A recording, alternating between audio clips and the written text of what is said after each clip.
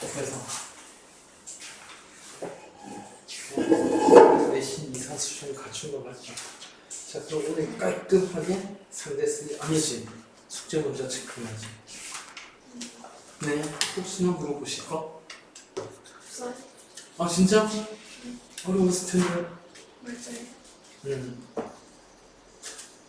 그래서 자주목은 이해됐다는 거지? 그 정도가 될 것 같긴 하다. 사실 저 앞에 화학식 양보다야. 여기가 화학식 양보다 화학보다 양반이지. 문제는. 자, 그러면 상대성 이론. 시간과 공간 특수 상대성 이론.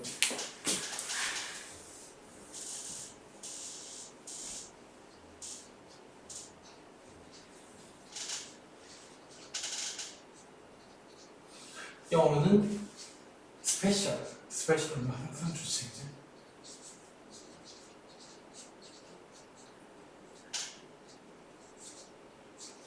스페셜 릴레이티비티라고 하는데 일단 요거부터 제대로 얘기할까? 스페셜하다 좋은 뜻일까? 특수한 게 좋은 뜻일까요? 좋죠. 좋지, 그지? 예를 들어 은희는 학교에서 특별 관리 대상이다. 그래서 좀 특수하다라고 하는 거는 다시 돌려 얘기하면 아무 때나 쓸 수 있다 없다? 없다. 즉 특별할 때만 쓸 수 있다는 뜻이죠, 그죠? 구체적으로 뒤에 결론까지 끌고 나서 미리 얘기하면 특수하다는 건 아무 상황이 아니라 관성계에서만.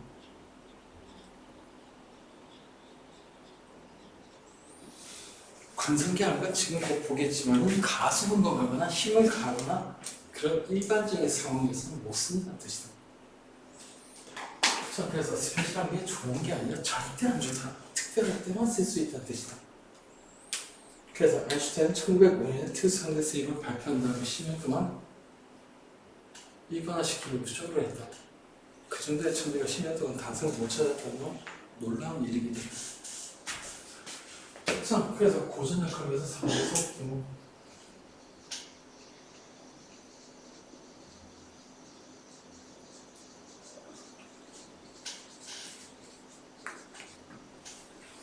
그냥 하기 싫으니까 다르게 얘기해야죠.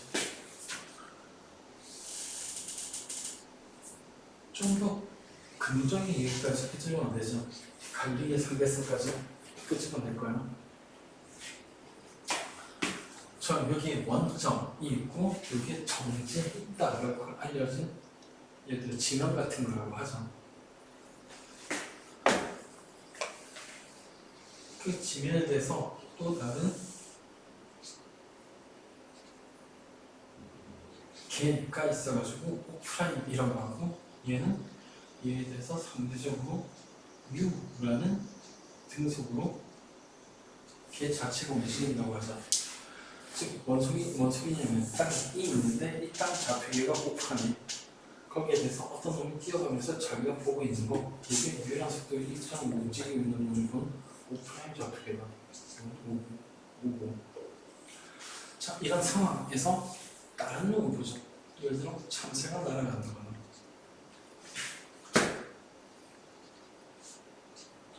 이걸 각각이 각각이 어떻게 얘기할 건가?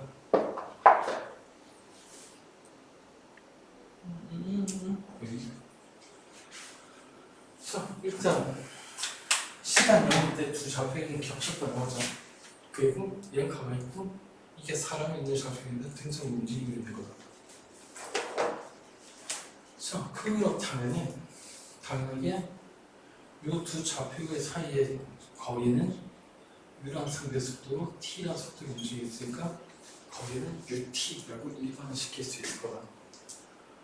자, 그 다음 이 좌표계에서 보는 이놈의 좌표가 X. 그 다음 움직이는 사람 또는 오프라인 본 요까지의 좌표는 S 프라임이라고 하죠.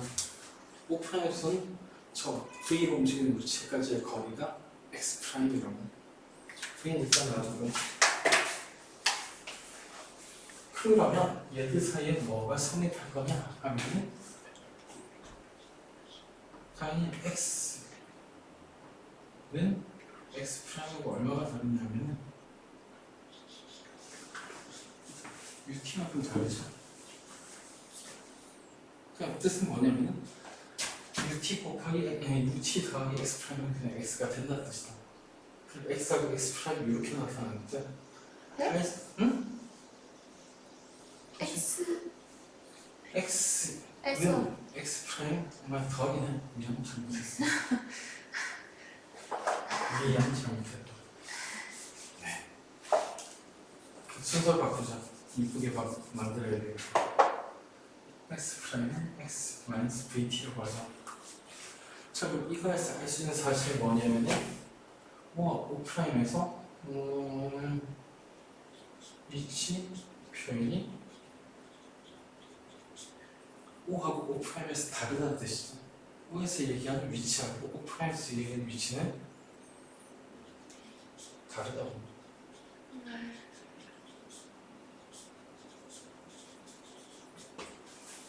당연한 얘기죠. 그럼 심심하니까 이걸 미분해 볼까? 위치를 한번 미분하면 누가 나오게?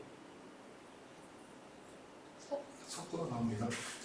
그럼 UT를 T로 미분하면 어떻게 되나? U는 등속이 상수니까 U U가 되겠지.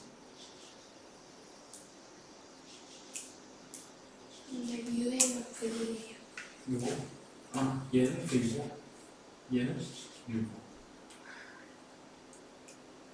진짜 필수했으면 그렇게 된다니까. 이거 한참 뒤네. 어디 붙었을까? S, T, U, A. 네.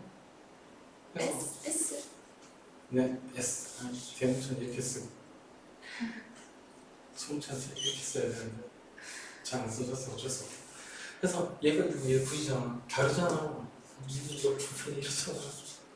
헷갈려요. 어쩔 수 없어. 어쩔 수 없다. 자, 근데 하고 싶은 얘기는 뭐냐 하면은 컨트롤하는 속도, 속도도 좌표기와 다르면 다르게 보인다. 사실 저게 상대 속도 개념입니다. 굳이 마이너스 붙인 이유기도 하고. 즉 상대 속도는 대상 속도에서 관측자 부분 개의 속도 빼야지. 그래서 상대 수 개념이 여기에 들어가는 거고.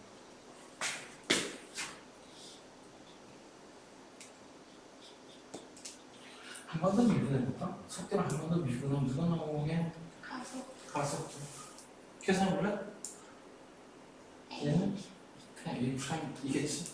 V는 A겠지? U를 미분하면 어떻게 될까? 0이지. 뭔가 달라진 거 알겠나?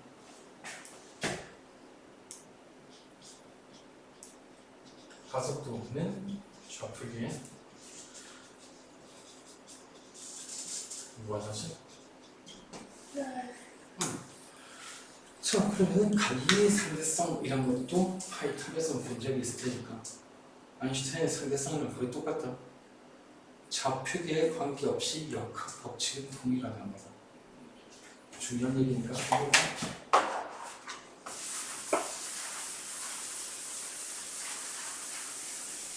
참 갈릴레이 상대성은 뭐냐면 관성계에 관계 없이 역학 법칙은 동일하는 거야. 그래서 여기 치파에서 그래서 O하고 O'은 둘 다 관성계 얘기한 거 말고 다시 정리하겠지만 관성계에 관계없이 역학 법칙이 동일하려면 역학 법칙에 들어가도 괜찮은 거 누르고 들어가면 안 되는 건 뭘까? 보다시피 관성계가 다르면 위치는 관성보다 다르고 속도도 다르다. 근데 가속도 똑같다. 그게 만약 이놈의 역학법칙에 위치가 포함되어 있다면 관성계가 다를 수밖에 없다는 얘기야. 그래서 역학법칙은 절대로 위치로 표현 안 된다. 물론 속도도 표현 안 된다. 유일하게 가능한 거는 가속도밖에 없다. 즉, 이 얘기는 저렇게 잠깐만 생각하면 알 수 있는 거 따라서 역학법칙은 가속도로 기술할 수밖에 없다는 얘기죠. 맞는지 확인해 볼까? 뉴턴 제일법칙이 뭐더라?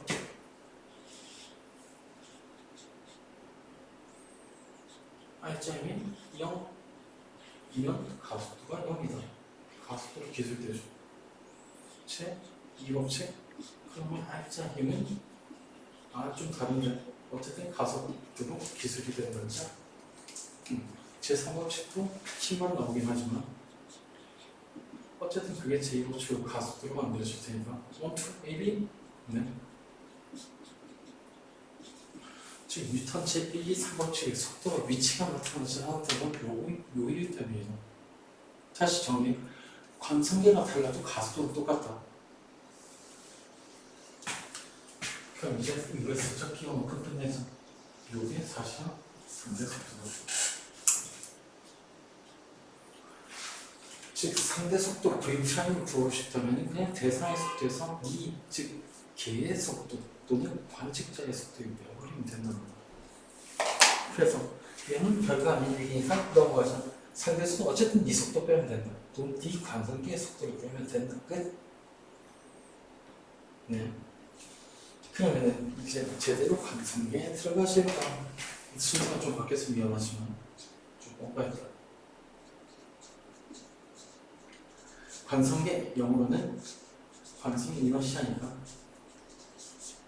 이너시아 프레임이라고 합니다. 그래서 관성계라는 게 뭐냐? 역사적인 얘기 갖다 버리시고 뉴턴은 절대적으로 정자고 있는 관성계가 우주 어딘가에 있다고 생각했다. 그리고 그를 기준으로 상대 운동, 즉 일정한 상대 속도 움직임을 관성계라고 했는데 뉴턴이 그걸 깨버리는 바람에 지금 바뀐 걸로 들을 거야.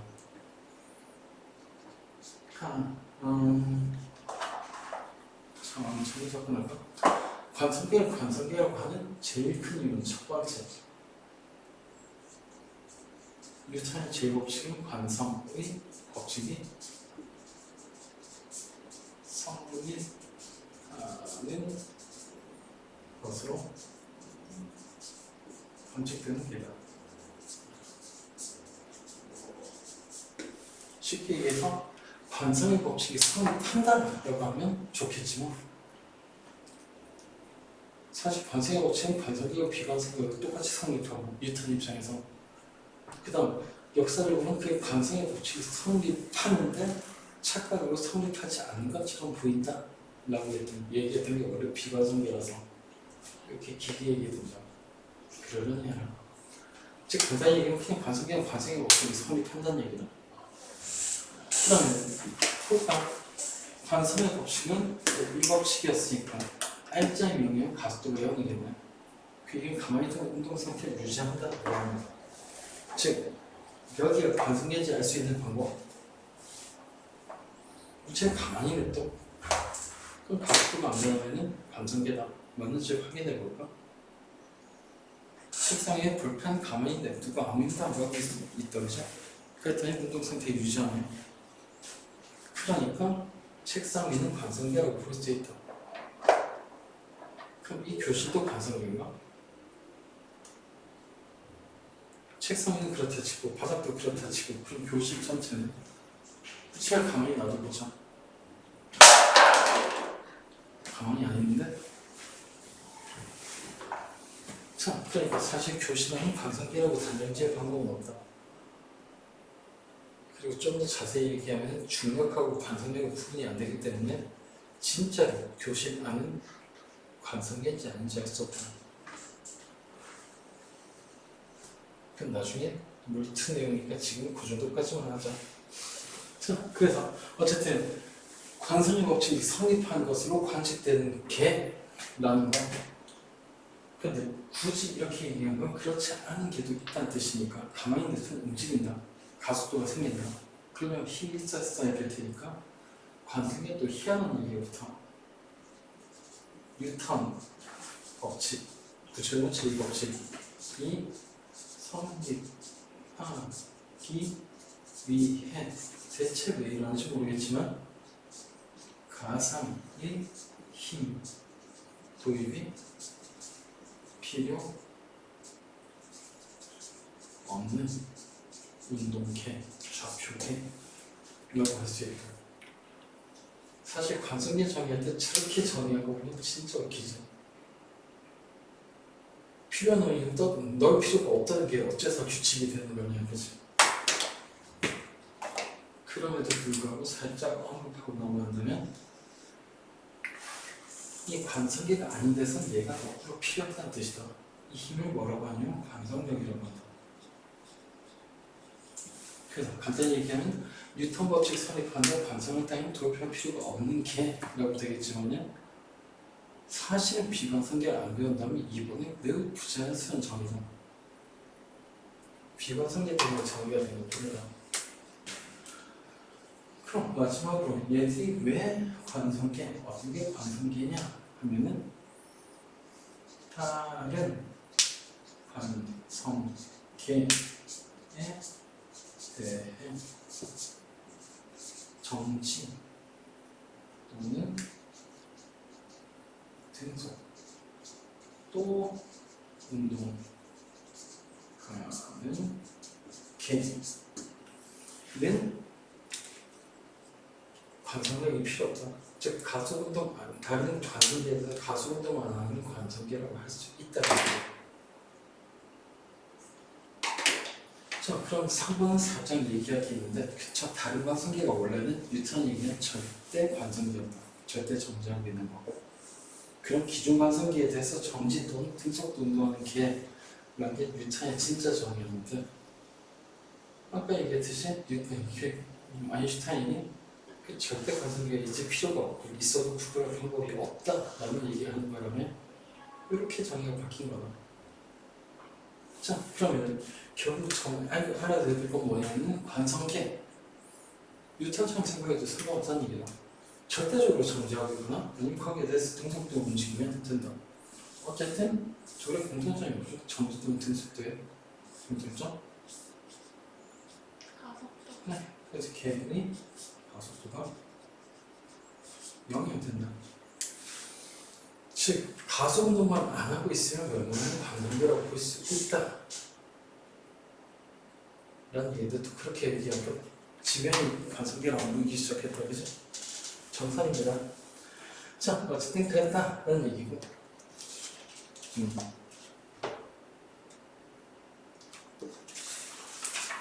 재밌는 시험이 있는데 일단 넘어가자. 자, 그다음 특수상대수 이론의 배경, 에테르 뭐야 어려워. 자, 그래서 특수상대수 이론의 배경.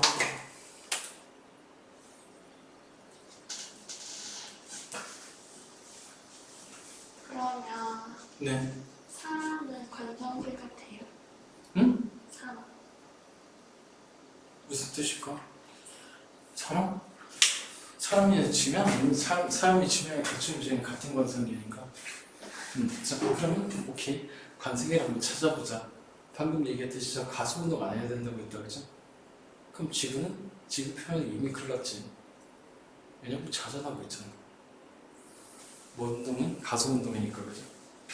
그럼 자전 멈추는 극지방 배선을 빼다 동천하잖아, 그죠? 태양 주위 계속도가 더 빨라. 가속도가 더 크고 사실은. 그럼 오케이. 태양을 도시의 중심으로 놔두면 어떨까? 태양은 물이나 중심 기준으로 지구의 공전 속도도 훨씬 빠른 속도로 공전한다. 답이 없다. 안 되겠다. 우리 은하의 중심을 기준으로 삼으면 어떨까? 우리 은하는 북부 은하단에서 서로 공전하고 있지. 그리고 천하의 초은하단의 중심에서 또 공전한다.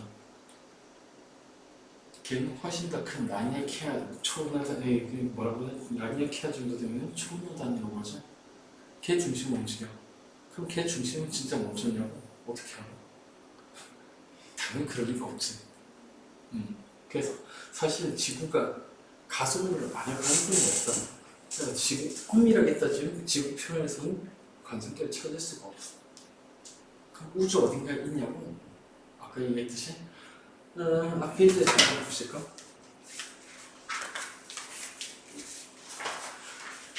여기에 기차가 움직이는데 밖에 누군 기차가 움직인다고 생각할 거고 그렇게 관찰이 되는 거지. 기차 안에 있는 사람은 사람이 뒤로 움직인다고 생각할 거다. 누가 맞을까? 둘 다. 둘 다 각각 맞는 거죠. 지가 보이는 대로 얘기하는 거. 사실 상대성이라는 게 상대적이라는 게 관측자마다 상대적이라는 얘기는 관측자하고 관측하는 게 정확히 맞다는 뜻이에요. 그리고 물리적으로는 어차피 둘 다 가수 0으로 똑같이 지정되고 물리 법칙 동일하다. 따라서 물리적으로는 그 둘을 구분할 이유도 없고 구분할 방법도 없다. 실제로 이거 기차 땅이 대체로 정제되고 생각하면 실제로 기차가 움직이겠지라고 사람들이 생각할 텐데 그건 주변 배경이 있으니까 판단이 가능한 거고 주변 배경이 암시간 그 정도 사실은 없다. 그럼 아예 우주에 보이드라고 하는 공간이 있거든. 별이 운하고 아무것도 없어. 그게 워낙에 멀리 있어가지고 관측이 전혀 안 돼. 거기에 사람 하나 딱 떨어뜨리면 사막에서 다 까맣거든.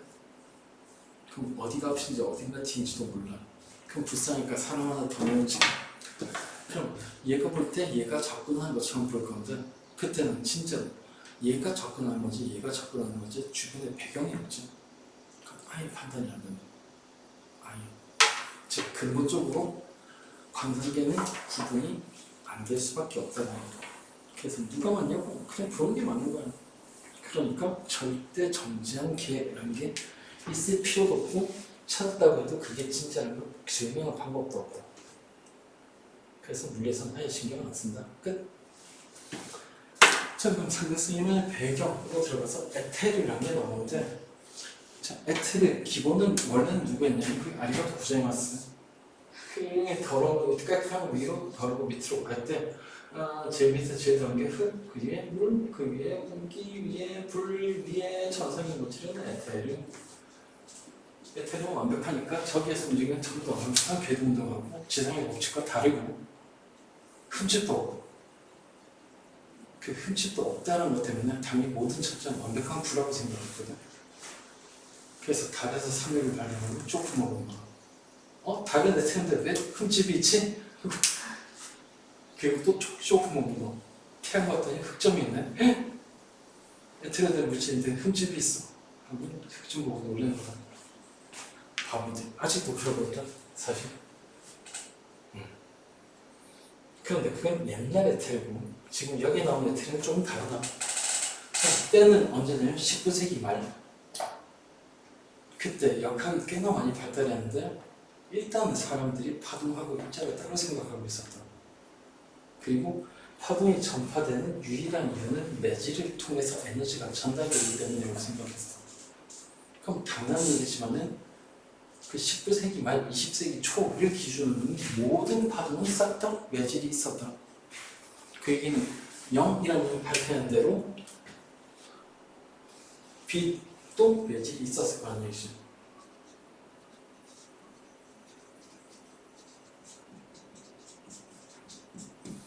에테르라는 게 실제로 관측이 되지 않았지만 빛을 빼는 모든 파동에 매질이 있으니까 빛도 매질이 있다고 생각하는 게 정상적인 사고다.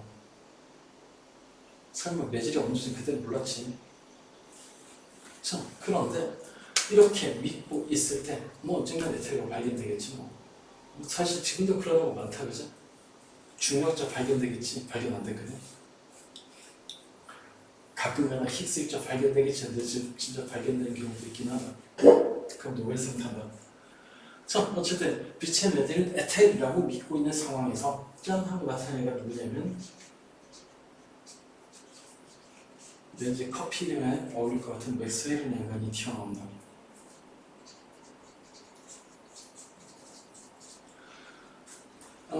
지금 쓰는 식의 의미는 이해할 필요가 없습니다. 예를 들어 어떤 게 있냐면 정기장의 가우스 법칙.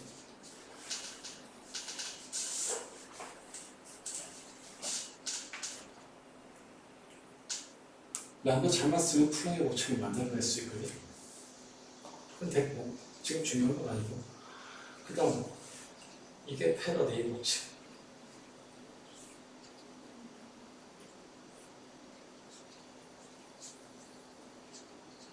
저기 앞에 적분기호에 동그라미 붙어있는 거는 얘는 면적분, 얘는 선적분 얘기하는 거다. 한 바퀴 둘렀다 뜻은 몰라도 돼요.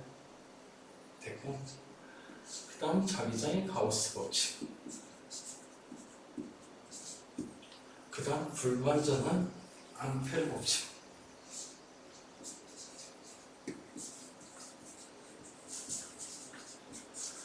자, 맥스웰이라는 사람 수학자에 가까웠기 때문에 그 전에 있었던 여러 가지 법칙을 수학적으로 깔끔하게 정리하는 것까지는 성공을 했다. 근데 이렇게 딱 보니까 뭔가 규칙성이 불랑불랑하지? 똑같은 면적분 두 개 있고 값이 달라서 그렇지. 조금 다른 의미가 있다. 똑같은 선적분 두 개 있지? 네, 그래서 뭔가 이거 엮여 있는 것 같은데 잘 보니까 뭔가 심각하게 문제가 있는 게 있다. 이건 뭔가 변화를 포함하고 있는데 이거의 짝꿍 얘는 변화를 포함이 안 돼 있죠. 그래서 그냥 맥스웰이 독단으로 진짜 그런지도 모르겠는데 이쪽이 자기장의 변화가 전기장을 만든다는 뜻이면 반대로 전기장도 자기장을 만들어야지. 근데 이 맥스웰이 독일에서 잘하고 있었고 독일에서 쓴 단위계는 CGS 단위계라고 지금 쓰는 우리 단위계랑 달라가지고 이렇게 바꾸면 이상한 상수가 조금 더 없는 것 뿐이다. 의미에는 관계가 없는 얘기고. 자, 어쨌든 얘를 다 알 필요는 없지만은 간단하게 일단 1번하고 3번은 지금 필요 없는 얘기다.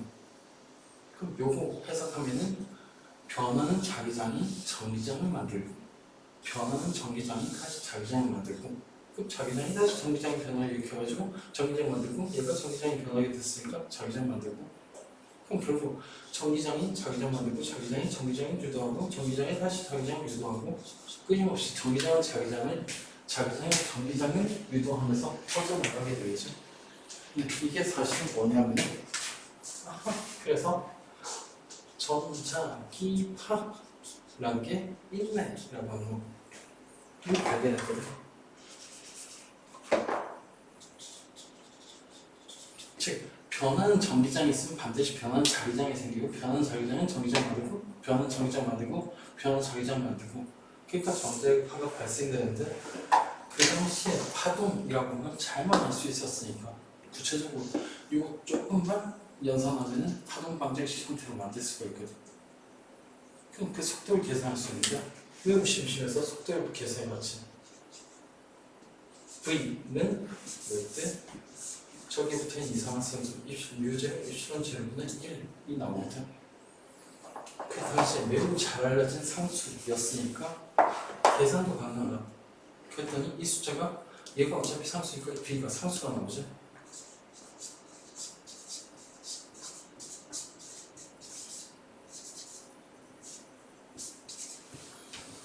그래서 계산해보니까 2979248m/s라고 하는 매우 친숙한 숫자가 나왔다. 그 당시에 미래에 조금이라도 관심 있는 사람이 이 숫자가 뭔지를 바로 알 수 있거든. 광속이다. 그래서 이게 빛이라고 생각하면 그냥 전기장이 자기장, 자기장이 전기장이라고 생각하고 전자기파라는 걸 발견한다면 그 속도를 계산해봤더니 광속 그것도 상수가 나왔다. 오, 중요하지. 자, 그럼 이제 맥스웰이 또 알아낸 거. 빛도 전자기파의 일종이구나 라고 한 걸 알아냈다는 거죠. 그리고 속도가 이거다 라고 또 알아낸다. 그럼 이 단계에서 결론 낼 수 있는 건 빛의 레벨의 속도는 C로 일정하다라고 한 걸 알아낼 수 있다. 좀 더 구체적인 얘기는 지붕에서 아니 정확하게 그 당시에 매질이 에테르라고 알려져 있으니까 에테르에서의 빛의 속도는 C로 일정하다는 걸 알 수 있었지. 맥스웰이 생각한 게 아니라 맥스웰은 수학에 가까운 사람이니까 그냥 속도가 상승한 게 꽂힌 거고, 물리학자들 들을 때는 그 속도란 게 당연히 누구에 대한 상대 속도든 측정한 속도일 테니까 당연히 에테르에 대한 빛의 속도가 C로 일정하다라고 받아들인 거다. 그 당시에 매질이 에테르라고 알려져 있었으니까. 그러니까 잘 봐. 저 빛의 속도는 C로 일정하다. 저게 광속도 불변의 원리가 맞게 아니게.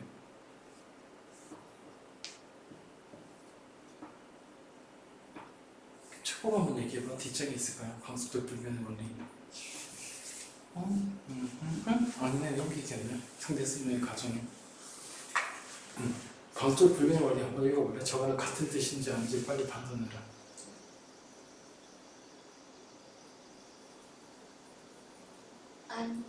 아닙니다. 뭐가 제일 큰 차이죠? 관성기에 관계없이 또는 관측자의 운동 상태에 관계없이 이 말이 빠져있다. 그죠? 즉 오히려 광속도 불변의 원리에서 제일 중요한 포인트는 그거란 얘기다. 빛의 속도가 일정하다는 건 한참 전에 알아낸 사실이다. 최소한 30년 전에. 자, 그럼 이제부터 문제 잠깐 보자. 일단 맥스웰은 전장에 저렇게 정리해서 뭔가 멋진 결론을 내긴 했는데 문제는 저 인간이 수학자에 가깝다는 거죠. 즉 빛의 속도가 광속으로 일정하다라는 걸 제대로 해석을 못했어. 근데 그걸 듣는 사람은 다 알았지. 물리학자니까. 에테르에 대해서 빛의 속도가 일정하다는 뜻이겠구나 라고. 그래서 맥스웰은 생각도 못한 새로운 문제가 발생하는데, 오케이, 빛의 속도가 에테르에 대해서 이대로 빛의 속도는 에테르란 매질에 대해서 C이라는 속도를 일정하다면 그 에테르에 대해서 상대적으로 움직이는 지구에 있는 관측자가 볼 때는 빛의 속도가 아니라 상대 속도를 측정하게 되겠죠. 맞나? 그럼 그 상대 속도는 지구의 움직임에 따라 달라지니까 잘만 측정하면 에테르에 대해서 빛의 속도가 일정하다는 걸 정확하게 검증할 수도 있겠네. 그래서 딱 튀어나오는 실험이 누구냐면 책에 나오는 마이커스 모델 실험이다. 어디까지 한 맥스웰 때문이야.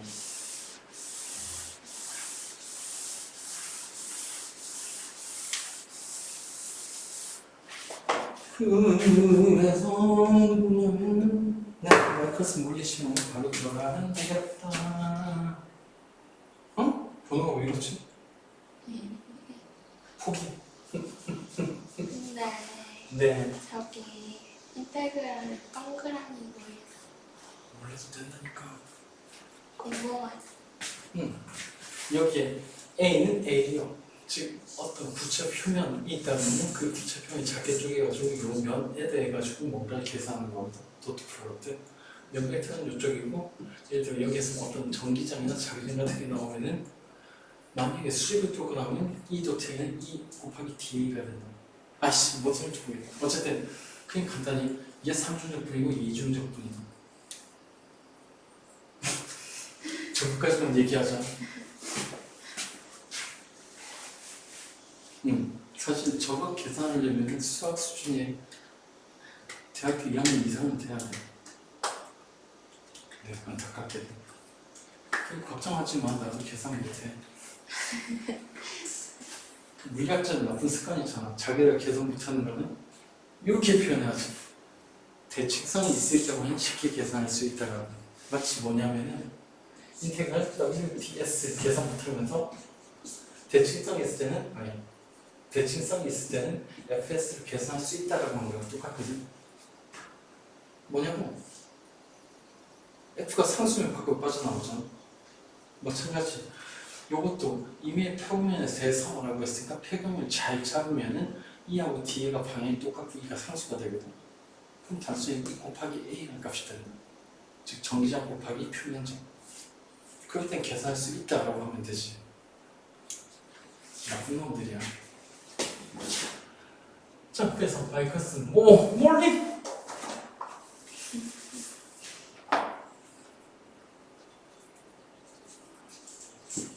자, 그래서 그 당시에 좀 난리던 과학자들 마이클슨과 몰리가 모였는데 목적은 뭐냐면 저는 에테르의 상대 속도를 측정해주는 에테르에 대해서 빛의 속도가 일정하다는 증명 또는 그걸 통해 가지고 에테르라는 게 진짜 있다는 걸 증명하는 게 목적이었다.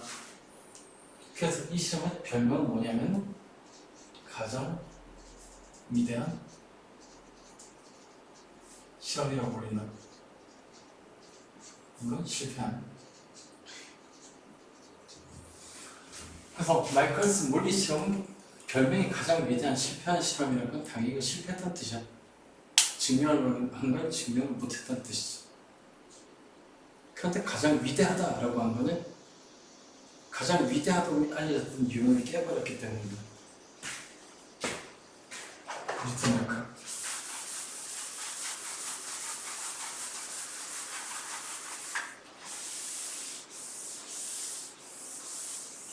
자, 그래서 개요 아까 봤듯이 지구도 태양 주위를 움직이고 태양도 사실은 은하계 주위를 움직이니까 실제로 정지했다고 느껴지는 에테르를 찾을 방법은 없다. 그럼에도 불구하고 에테르라는 게 존재하다. 얘가 어떻게 움직이는가에 상관없이 태양이 여기 있고 태양 주위 지구가 공전하는 게 사실이라면 당연히 에테르에 대해서 여기에서는 이렇게 움직였다면 여기에서는 이렇게 움직이겠지. 맞나? 확실한 건 있다. 태양이 움직이든가 말든가 저 위쪽 위치하고 아래쪽 위치에서 지구가 움직이는 건 정반대라고. 어쨌든 속도가 다르다는 거지. 자, 그럼 여기에 슉 하고 빛이 광속으로 지나가고 있으니까 이 위치랑 이 위치에서 분다치자. 그럼 이 위치에서는 에테르에 대해서 움직이는 방향이 빛의 속도가 반대 방향이니까 V가 볼 때는 자기 상대 속도가 광속이랑 똑같은 방향이 같아지지. 즉 당연히 이때는 빛의 속도가 광속보다 빠르다고 느껴질 거고, 이때는 빛이 들어가는데 따라가면서 보는 셈이니까 당연히 빛의 속도는 자기 속도만큼 느려질 거다. 즉 간단히 얘기하면 에테르에서 빛의 속도가 일정하다면 에테르에 대해서 다른 방향 움직이는 위치에서 관측했을 때는 빛의 상대 속도가 달라 보일 거란 얘기다. 그래서 저걸 측정하면은 당연히 뭔가 알아내겠지라고 한 거지. 사실 마이클슨이 만든 간섭계라고 하는 게 매우 민감해서 사실은 정밀도는 어느 정도냐면 나무가 자라는 속도의 실시간으로 측정이 가능합니다. 그 당시에는 그 얘기는 이 속도가 대략 초속 30km 정도 되는데 그 정도는 측정하고 나온다는 얘기지. 어떻게 지구가 여기 있을 때하고 몇 초 뒤 여기 있을 때하고 당연하게 지구 움직임 방향이 조금씩 바뀌겠죠. 원형이니까 그 정도만 차이가 나도 저 속도 차이를 측정할 수 있을 정도 매우 정밀한 기구였다는 얘기다.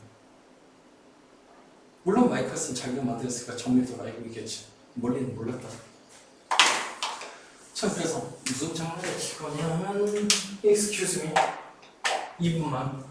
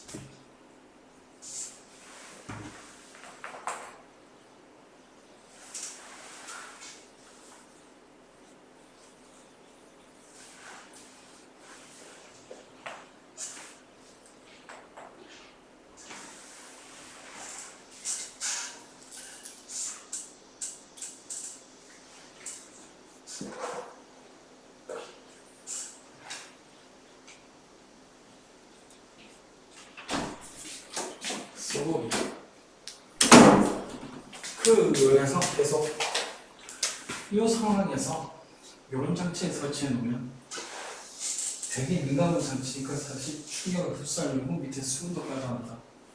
그의 원판을 깔아놓고 무슨 장난칠 거냐면 여기에선 광선 영어를 몰라서 광원 그 다음 여기에 미러원 여기에 미러2 그 다음 여기에 숑숑숑 오케이 이렇게 설치해야겠네 하프 미러를 갖다 놓자 광원이 영어로 뭘까? 몰라요. 라이트 소스 네? 라이트 소스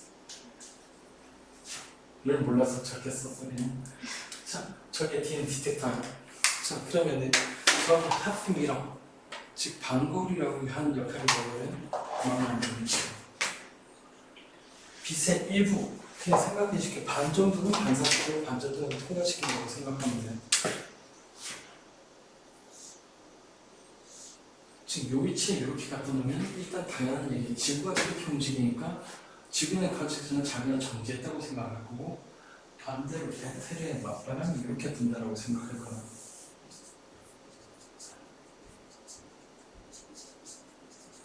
생각할 수 있게 딱 요 위치만 생각하고 있는 건데 자 그런 다음 저기에서 레이저는 사실 그때 안 나왔지만 레이저 비슷한 광원을 쌌다 치자 실제로 레이저 비슷한 방을 써요. 지금 레이저에 쓰고 있고. 자, 그럼 빛을 딱 쏘면 어떤 빛은 태양하고 TV가지고 여기 갔다가 거울에 반사돼서 이번에 통과해서 여기 오고 비율 별로 중요한 거 아니다. 대충 반이라고 했는데 반 아무것도 상관없으니까 빛이 익히만 하면 돼.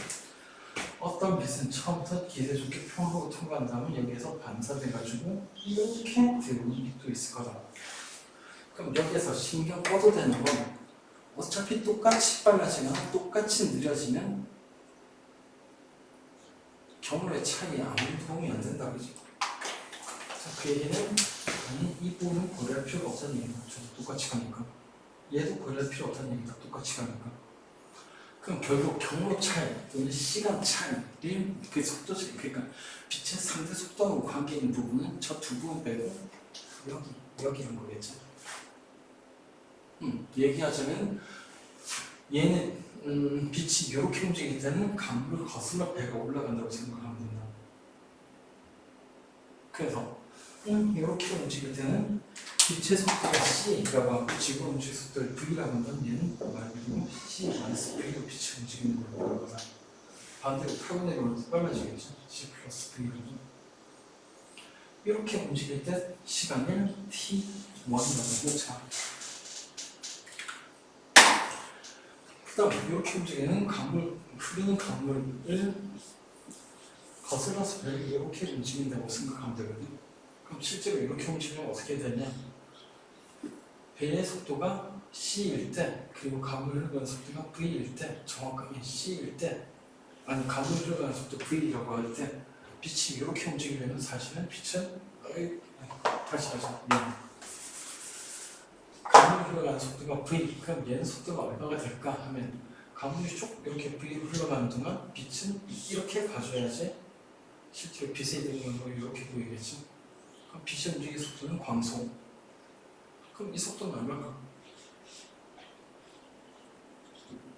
이겠죠? 즉 미러 1을 거슬러 디스크 쪽으로 움직이는 이 두 구간에서 빛의 속도는 당연히 6대 C제곱 마이너스 V제곱이 되신다. 길이는 똑같고 양쪽 다. 자, 이때 걸린 시간은 T2라고 하자. 그럼 말피파도 T1이랑 T2가 똑같을까 다를까? 어디요? 응? 여기 이렇게 C 플러스 C-V로 오는 시간이랑 이 속도가 왔다 갔다 하는 시간이랑 왠지 똑같지는 않아 보인다 그지? 꼭 계산하자. 자, 그러면 결국 이렇게 움직이는 빛의 속도, 아니 시간 차이, 그리고 이렇게 움직이는 빛의 시간 차이에 디테일에 들면 빛의 간섭 정도는 달라질 거다. 그럼 얘가 지금 이렇게 있지만 잠시 뒤에 살짝 어긋나겠지. 그 속도 비율이 달라지니까 경로가 달라져. 그럼 이 디텍터에 들어오는 두 줄기 빛의 간섭 무리는 아까랑 달라진다. 그게 아주 지구가 조금 움직여도 빛의 간섭 무리가 달라진다라고 하는 거에 근거인데 결론부터 얘기하죠. 저놈의 시험 성공했을까 실패했을까? 간섭 무늬가 변해서 실제로 에테리에 대한 빛의 상대 속도를 측정했을까? 못했을까? 못했으니까 실패. 실패할 경우한 거다. 한번 기다려도 간섭 무늬에 변화가 안 생겨. 그러면 제일 크게 차이는 건 아예 지구가 반대로 움직일 테니까 6개월 정도 기다려보면 진짜로 변화가 없는지 알 수 있거든. 일단 거기에 두 사람의 태도 차이를 볼까?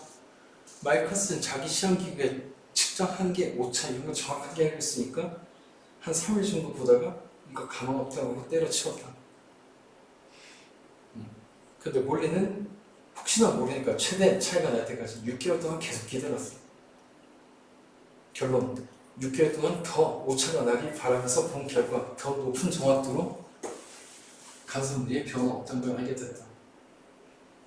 즉 시간 차이가 없다는 희한한 결론이 나왔는데 어쨌든 그 얘기는 좀 이따 다시 하도록 하면 일단 저 부분을 좀 해결해야 돼가지고 저 T1하고 T2를 직접 한번 구해보자.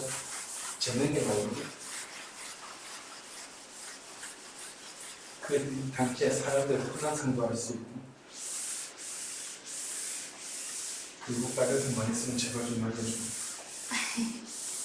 망할 진짜.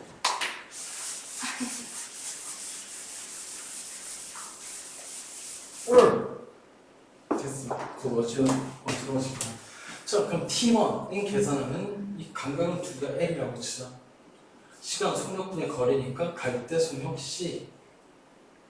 이건 뭐였지? V 마이너스 V분의 L 더하기 C 마이너스 V분의 L 더하기. 난 사수 못하니까 계산 좀 해주고. C제곱 마이너스 A제곱. 그 되죠? 맞나? 네, 고마워. 자, T2는 단순히 루트 C제곱 마이너스 V제곱분의 2L이겠죠? 이쁘게 바꾸자. 비교를 해야 되니까.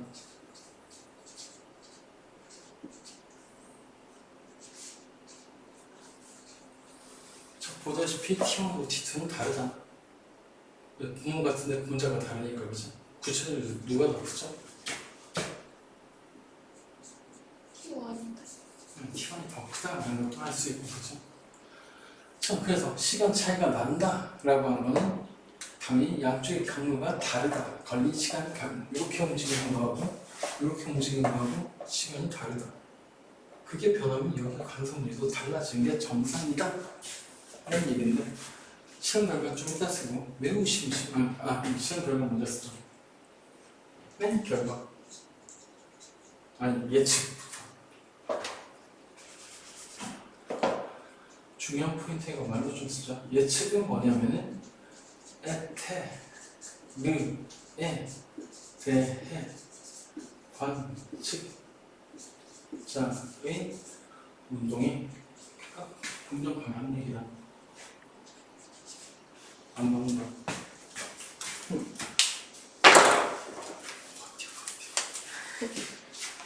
이 아싸리 달라진 거 당연한 얘기지만 말로 해야지. 이 시간차가 매 순간 바뀌기 때문에 결국 D의 간섭무늬도 달라져야 돼요. 더 정확하게는 매 순간. 근데 아까 얘기했듯이 마이커스의 매치 보고 글렀다라고 한 게 결과가 이렇게 나온 거죠. 간섭무늬 변화 없다고. 이건 다시 몰리가 확인해줬다. 6개월 동안 봐도 간섭무늬 변화 1도 없었다. 즉 예측하고 결과가 다르다는 건 당연하게 뭔가 그전에 세웠던 가정 중에 누군가가 다르다는 얘기다. 그죠? 제일 의심스러운 거는 간섭무늬 변화 없는 건 시간 차이가 없었기 때문이거든. 즉 T1과 T2가 이렇게 차이가 나는 게 아니라 둘이 똑같기 때문일 거다 라는 얘기죠. 그래서 어긋난 사람 이 등장하는데 과학사 또 과학책에 이름이 나왔다라고 하면 그 당시에도 꽤나 유명한 사람이라는 식으로.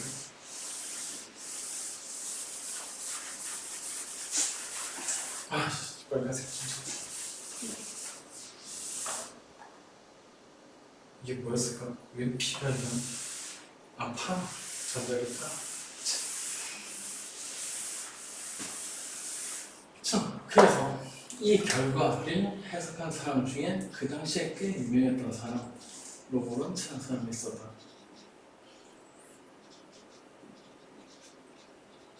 원래 이렇게 시간 차이가 나네. 아니 시간 차이가 나서 결과가 결과물이 달라지는데 변화가 1도 없네. 그럼 왜 그랬을까? T1이 더 길었으니까 쉽잖아. T1 움직이는 길이 줄이면 되잖아. 그래서 오케이. T1이 T2보다 크니까 결국 시간 똑같이 만들면은 T1 쪽 움직이는 즉 운동 방향 길이가 시간차만큼 줄어들면 설명되겠네. 즉 T1과 T2의 시간차만큼 길이가 차이가 나면 즉 길이가 그만큼 줄어들면 시간 차이가 안 나게 만들 수 있다는 거지. 근데 잠깐 보면 저 물리학자가 하면 절대 안 되는 거지. 일단 이건 실험이니까 팩트다. 그 팩트의 예측이 달라졌고 기존이 안 맞기 시작했다. 그러니까 물리학자가 하는 짓이 일단 팩트 없는 가정이라는 거야. 길이가 줄어든다고? 무슨 근거로? 그래서 그 당시에도 이거 직사계 처먹었다. 근데 사실은 그 당시에는 알려져 있는 지식 가지고 이런 가정하면 말이 된다는 걸 얘기하는 게 나는 같이 있었으니까. 자, 그래서 이거 비율을 먼저 한번 보여주실까? 이거 한번 계산해보자. 자, 그럼 시간 차이의 비율이란 게 C제곱 마이너스 V제곱분의 2LC C제곱 마이너스 V제곱분의 2L 루트 C제곱 마이너스 V제곱 이러려고 이렇게 미리 통분을 해놨던 거지. 자, 그래서 계산해보니까 이 값은 C제곱 마이너스 V제곱분의 C제곱으로 나오네. 분자 분모를 C제곱 나누면 1 마이너스 C분의 V의 전체 제곱분의 1 이런 게 나오죠. 물론 1보다 크다. 그때 이거 어디서 많이 본 거 아니야? 어디서요? 나도 모르지. 네가 갖고 있지. 너는 읽지 않아 이거? 얘들 반말하는 거야? 아니 너는 진지하잖아. 아, 또 빨간색 쓸게. 근데 어디서 봤냐면은 지금 상대성이 시작도 안 했다. 그런데 어디 있냐면 시간 지연 식 안에 들어있잖냐. 얘도 82페이지에 옆에 있는 식이라고. 그럼 체크.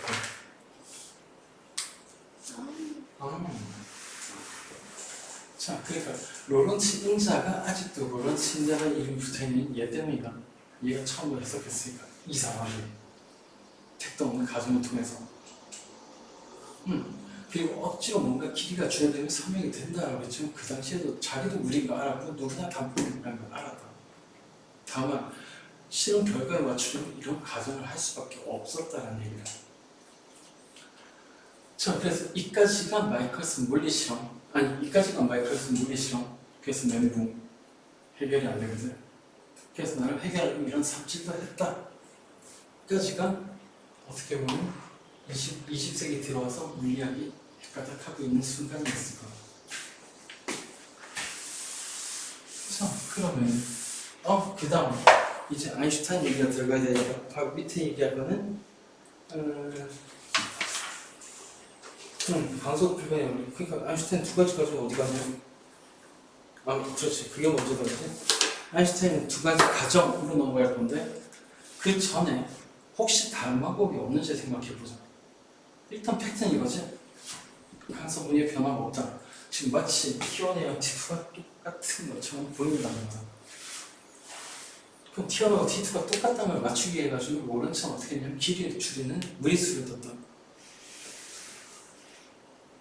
그럼 아인슈타인은 무슨 생각을 했냐면 뭐기만 이렇게 어렵게 가정할 필요가 없다는 거지.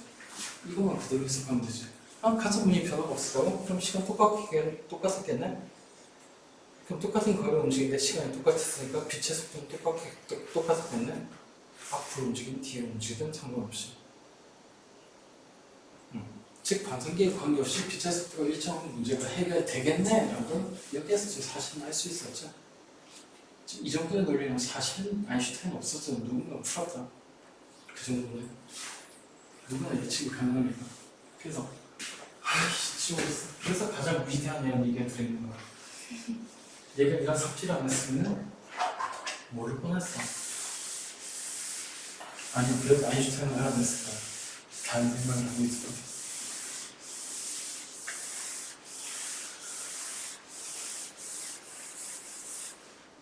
갈릴레이 상대성이 얼마나 많은지 어쩔 수 없지. 자, 그래 바로 넘어가자. 특수상대성의 두 가지 가정.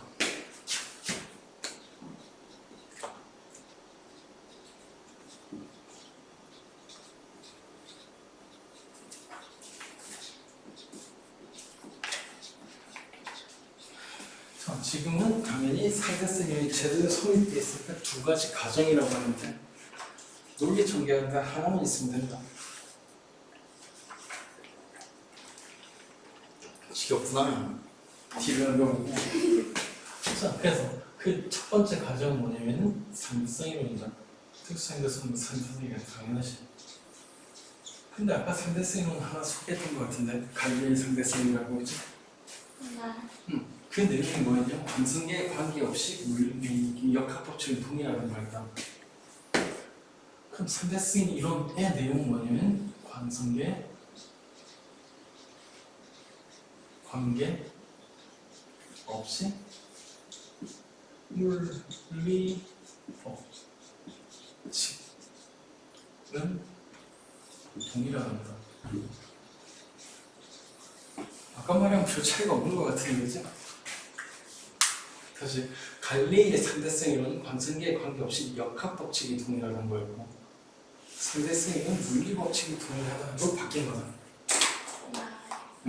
그럼 그게 의미가 뭐냐 하면 사실은 책이랑 관계 없는 얘기하는 걸 알 수 있을 거야.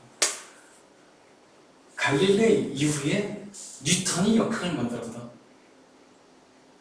그래서 그 역학법칙이라는 것도 뉴턴 이후에 다시 붙인 이름에 해당하는데 그 개념은 갈릴레이가 찾았다는 거죠. 그럼 결국 갈릴레이 시대 때 유일한 물리법칙은 역학법칙밖에 없었다는 얘기야. 그럼 여기 물리법칙이라는 건 뭐냐 하면 당연히 그때 발견한 역학이 포함되어 있고 그 외에 더 들어간 게 있다는 거지. 전망을 맥스웰이 찾은 그놈의 전자기 법칙 또 대칭성이 있어야지. 즉 사실 아인슈타인이 염두에 두면 역학하고 전자기다. 그리고 사실 아인슈타인이 살아있을 때 모든 물리는 역학하고 전자기로 끝이었다. 왜냐면 아직 강력한 양력을 붙여잡는 거거든. 그래서 앞으로 발견될 때까지 싸그리 몽땅 다라는 의미에서 이렇게 얘기한 것 뿐이고 당장 중요한 건 그래서 전자기도 대칭성이 있어야 된다는 얘기지. 그래서 아인슈타인이 저것만 있어도 충분히 찾을 수 있었다라고 하는 거에 하나의 단서를 주자면은 자기장이 왜 생기죠? 몰라서 묻는 거야. 자기장이 왜 생겨? 유도돼서. 아니 그건 전자기 파고 자기장만. 자기장은 사실 전류만 있으면 되거든. 근데 전류의 정체는 사실 전할된 입자의 운동이지. 즉 전할된 입자가 등속 운동하면 그 주위에 자기장이 생기게 돼 있다. 그럼 이게 얼마나 이상한지 잠깐 볼까? 전하가 정지에 있으면 정기장만 생긴다. 근데 전하가 등속 운동은 정기장도 있고 자기장도 생긴다. 근데 이상한 건 이거지. 역학적으로 전하가 정지한 거랑 등속도 움직이는 걸 구분할 수 있던가?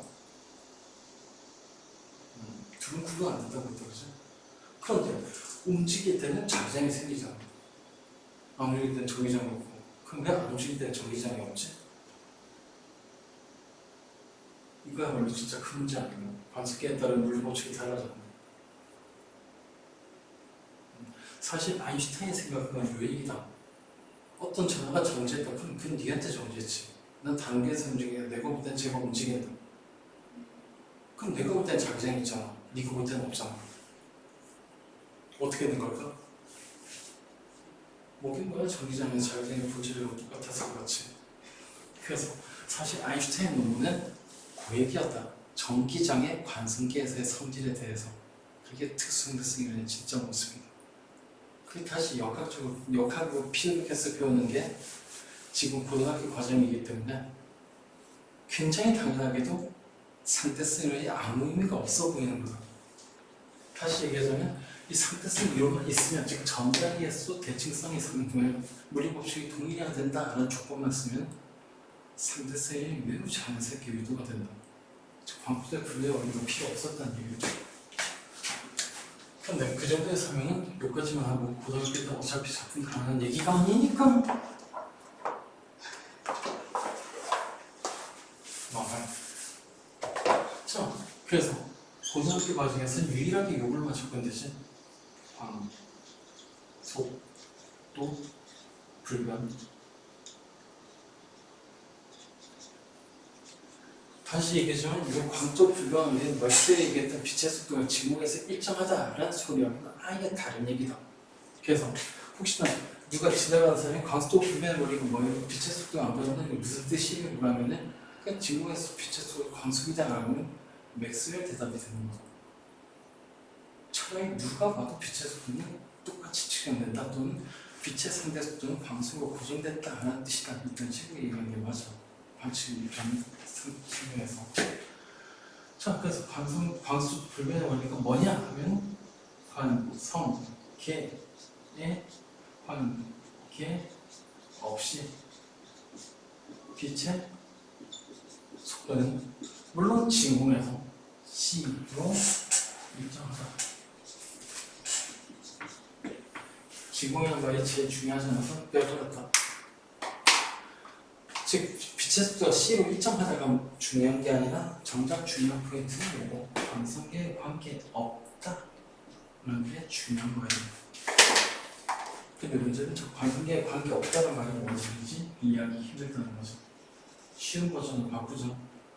이 얘기는 관측자가 어느 관성계에 있든 근데 서로 다른 관성계에 있는 관측자는 서로 상대방의 움직임이 움직일 거라고죠.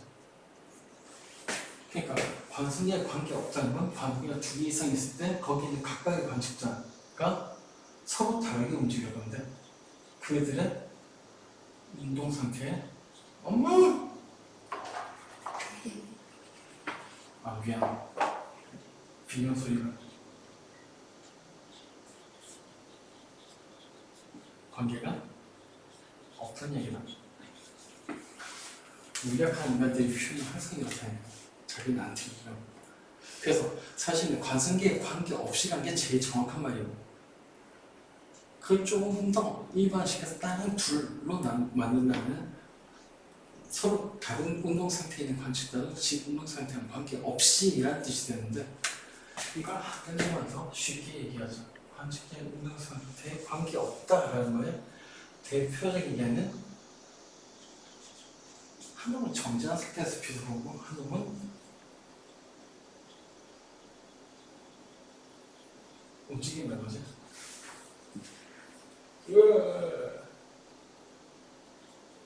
어쨌거나 상관없다는 얘기예요.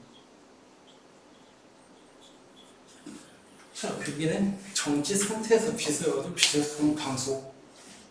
그 따라가면서도 빛의 속도는 광속. 반대로 가면서도 여전히 광속이라는 얘기예요. 그래서 결국은 대충 같은 뜻인데 얘 진짜 많이 튀었고 그죠? 이거 대표네. 이거 일반적인 이유가 얘 정도 일반화해 시켜서 한 게 이거보다. 그러니까 생각은 이거예요. 정지에서 보든 움직여서 보든 상관없이 빛의 속도 무조건 광속이라는 얘기예요. 네, 그게 이게 광도 불변 원리라는 거고. 그러니까 이거의 의미를 잠깐 볼까? 이 얘기는 사실 고전역학적인 상대속도 개념이랑 완전히 다른 얘기가 되어버렸다. 그죠? 굳이 상대 속도로 얘기하자. 그러니까 관측자에 관계없이 빛이 상대 속도는 항상 c2로 측정이 된다는 거죠. 아 물론 방금 그 진공에서 얘기다. 자 그러면 이게 얼마나 이상한 현상인지 고전 역학적인 상대 속도하고 상대론적인 빛의 상대 속도하고 빛만 상대 속도가 광속이다. 물체는 아니다. 버스가 안돼 나오고 안돼 안 그러면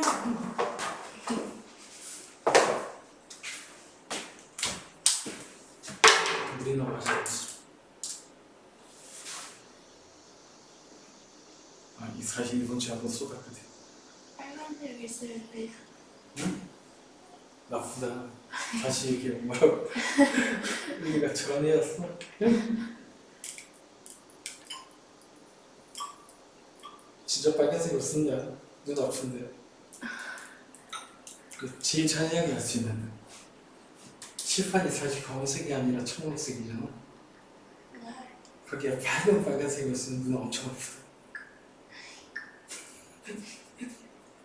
보색 대비.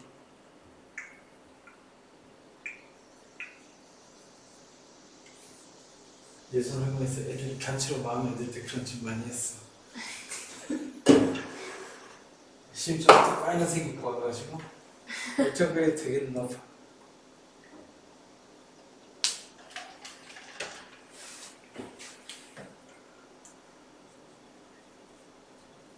성공. 오케이.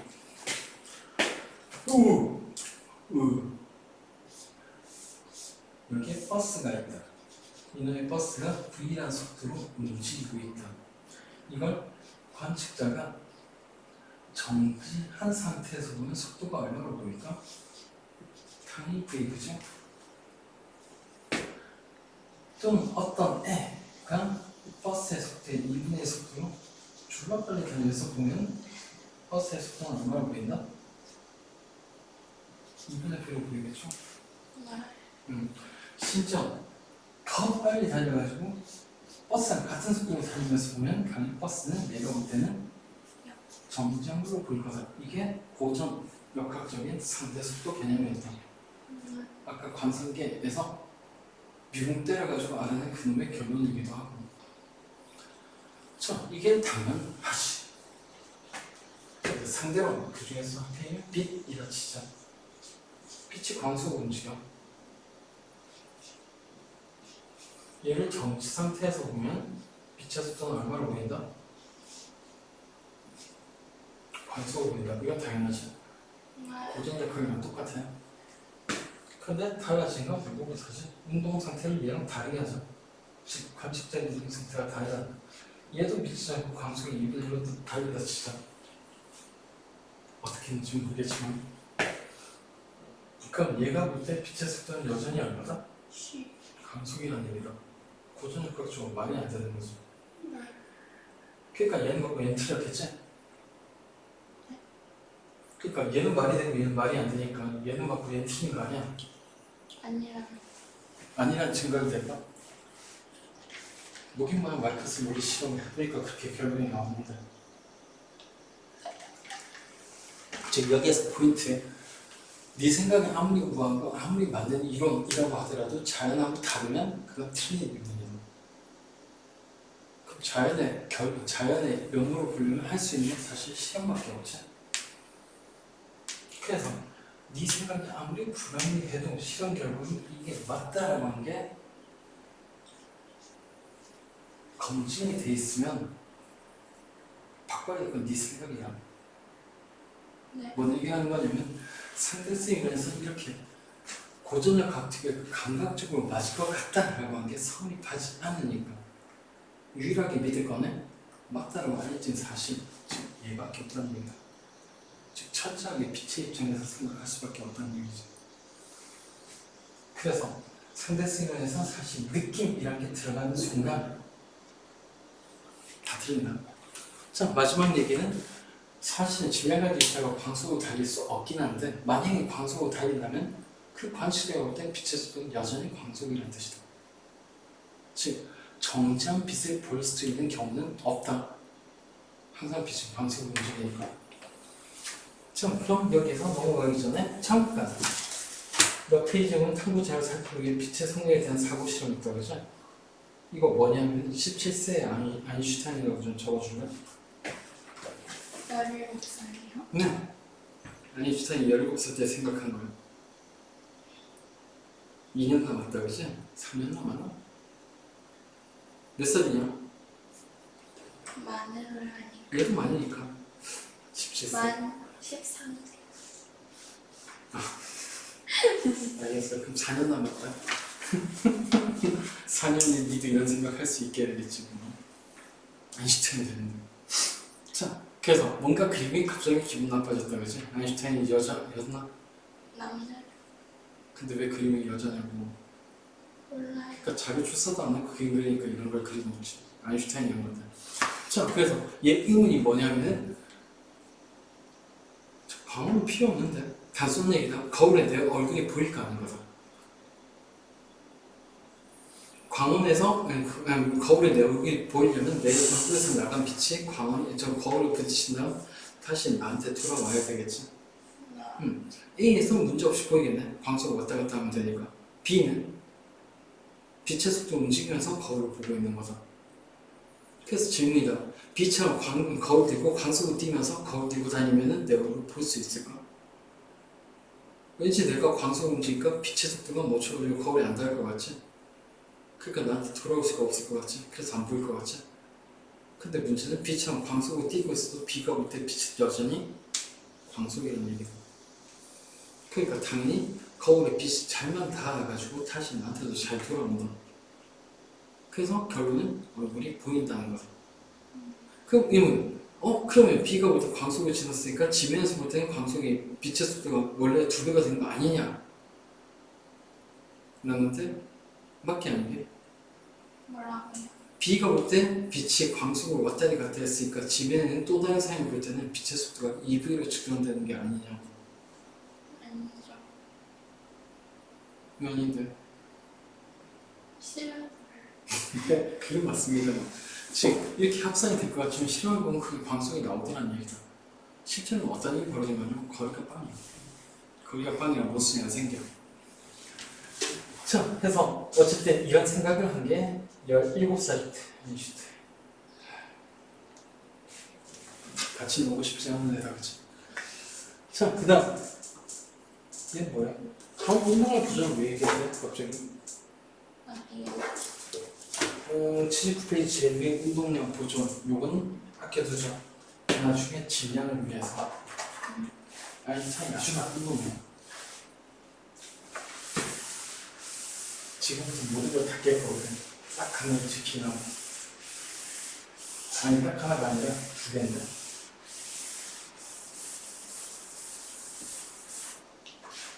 자, 그러면은 일단 스텝업인가? 광속 불변원이 방금 했으니까 패스. 그 다음 무슨 얘기가 나왔고요, 그치? 사건의 측정, 동시에 상대성. 요거를 좀 짚고 넘어가자. 사실은 뒤에 얘기한 게 더 편한데 그럼에도 불구하고 얘기할 게 있기 때문에 일단은 지금 넘어갔을 때 기억 딱 하나 해야 되거든. 빛의 상대 속도가 항상 C로 일정하다는 거죠. 자, 그런 다음 특수상대성 이론에 현상이라고 되어 있지만 아니, 특수상대성 이론은 같이 따져가려면 짚고 넘어가야 될 포인트 정도를 생각하는 게 좋을 것 같아요. 특수 상대성 이론 아이 쟤 어려워 죽겠네.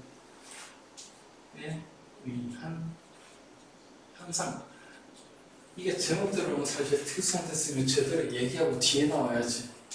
앞에 나오는 건 이유가 있다.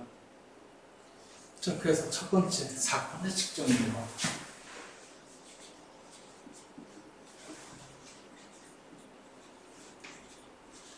사실 특수상대성이 사건 사이의 관계를 다룬 거니까 그 사건이 뭔지 어떻게 측정하는지 먼저 정의하는 거예요. 불가역부는. 이 사건을 영어로 뭐라고 부르게? 이벤트. 오, 어떻게 하면 돼? 그럼 얘도 뭐게? 이벤트란 게, 사건이란 게 어떤 일이 벌어진 공간적인 위치와 시각의 집합을 사건이라고 합니다. 지금 어떤 사건이 일어났다면 어디에서 언제 일어났다라고까지 정확하게 얘기를 해야지. 근데 나중에 왜 좀 공간 기계도 서로 다르고 시간도 다르고 난리가 난다. 그래서 어쨌든 중요한 거 공간적 위치야 그렇다 치고 시각을 어떻게 측정하든가 하는 거지. 그래서 이 문제를 해볼까?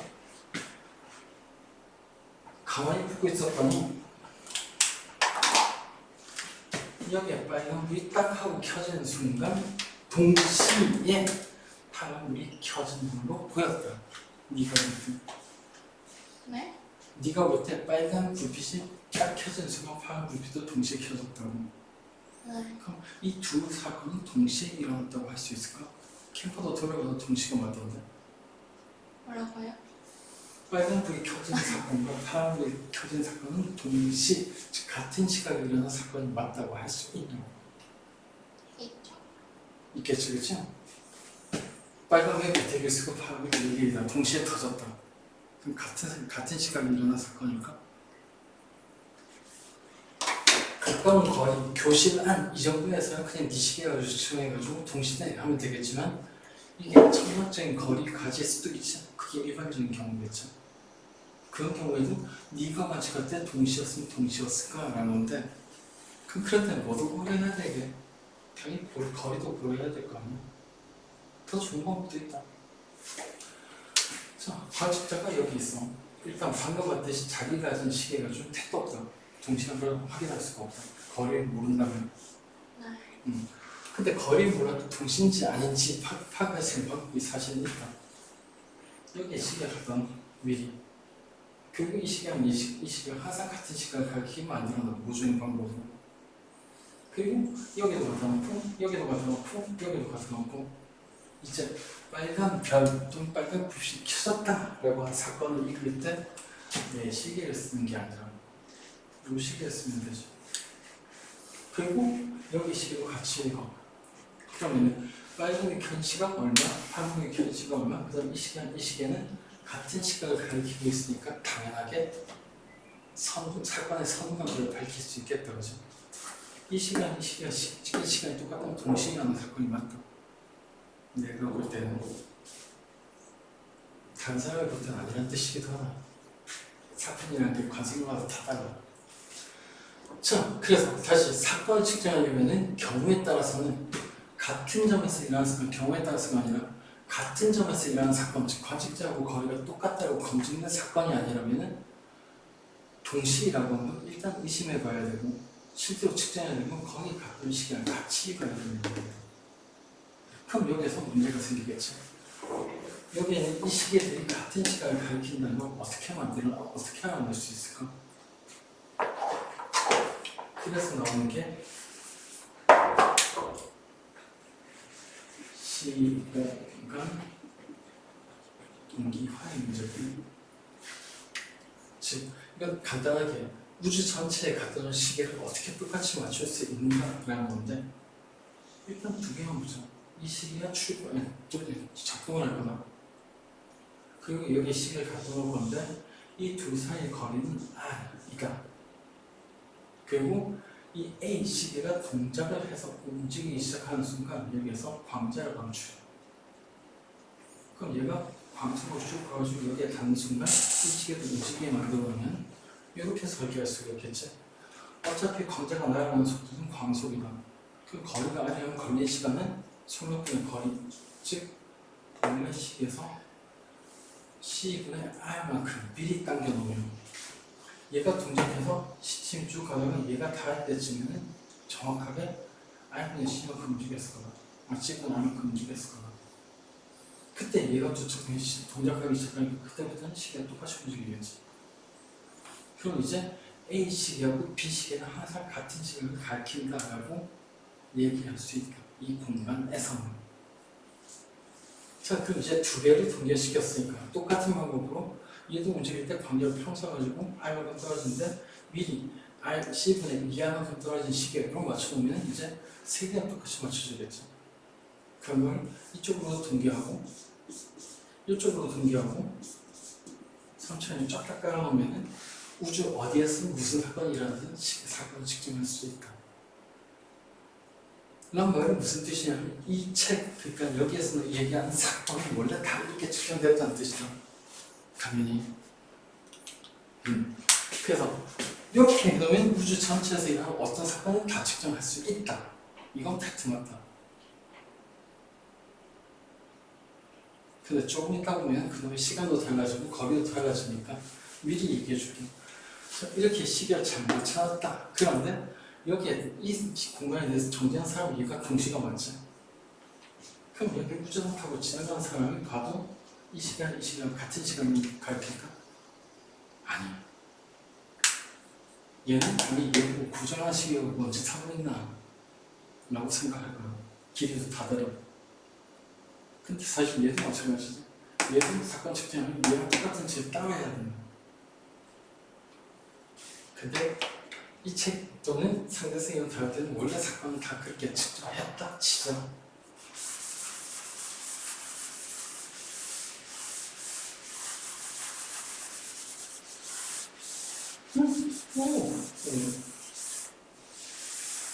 이제 까마서 괴롭히는데.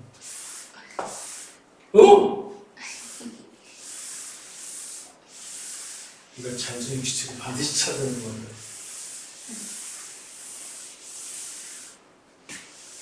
일단 합치니까 가로 세로일 수 있는 빨리 지워지기는 하는 것 같아. 자, 그럼 두 번째 동시에 상대성.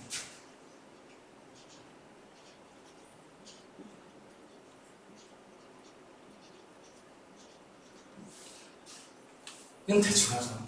결론만 내자. 나중에 로런츠 변환이란 걸 배우게 되면 동시에 상대성의 속성을 더 잘 알 수 있는데 지금의 결론만 쓰자. 일반적으로 다른 관성계에서는 동시성이 성립하지 않는다는 거. 뭔 소리냐? 한 관성계에서 동시에 일어나는 사건은 다른 관성계에서는 일반적으로 동시가 아니라는 뜻이다. 그게 빛의 속도가 둘다 보면 똑같으니까 한쪽에서 뭔가 빛에 동시에 도달했다라는 사건은 다른 편에서 보면 이동거리가 달라지니까 빛이 나는 순서도 달라지겠죠. 그러니까 동시가 성립하지 않는다라는 얘기인데 나도 마찬가지로 틀리지 않으려고 이렇게 얘기하는 거예요. 현실적으로 다시 얘기하자. 저기 일반적으로 라고 무슨 뜻이냐면은 서로 다른 위치에서 그런 뜻이다.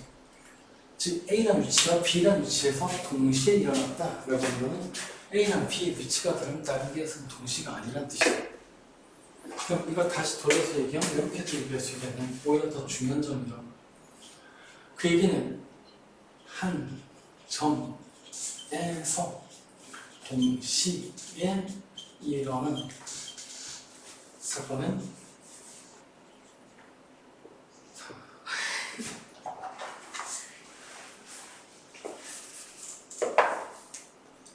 그건 다른 반응계에서도 동시란 거야. 즉, 한 점에서 동시에 일어나는 사건은 다른 계에서 봐도 다 동시란 얘기다. 자, 그래서 예를 들어볼까?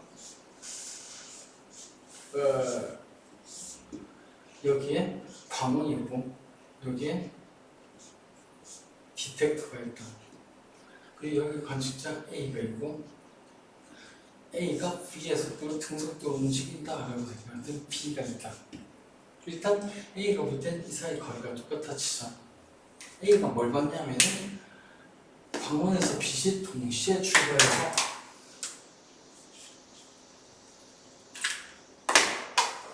동시에 가는 걸 관측했다. 그럼 A는 사건 두 개를 측정했어. 광원에서 빛이 동시에 출발하는 현상, 그 다음 각각의 디텍터, 검출기에 동시에 도착하는 현상. 사실 세 개는 빨간 빛이 도착, 파란 빛이 도착, 그럼 빨간 빛이 동시에 출발. 그럼 A는 이 사건들이 동시 출발, 동시 도착이라고 할 거야. 그럼 B 입장에서 이거만 판단해볼까? 어떤 건 동시고 어떤 건 동시가 아닐까? B 입장에서 B 입장에서는 광원에서 빛이 출발하는 건 한 점에서 일어나니까 동시가 맞다. 그런데 저게 뭐야? 검출기에 도착하는 사건은 동시가 아니다. 왜냐하면 두 검출기는 다른 위치에 있으니까. 그럼 한번 판단해볼까? 빨간 빛이 먼저 닿을까? 파란 빛이 먼저 닿을까?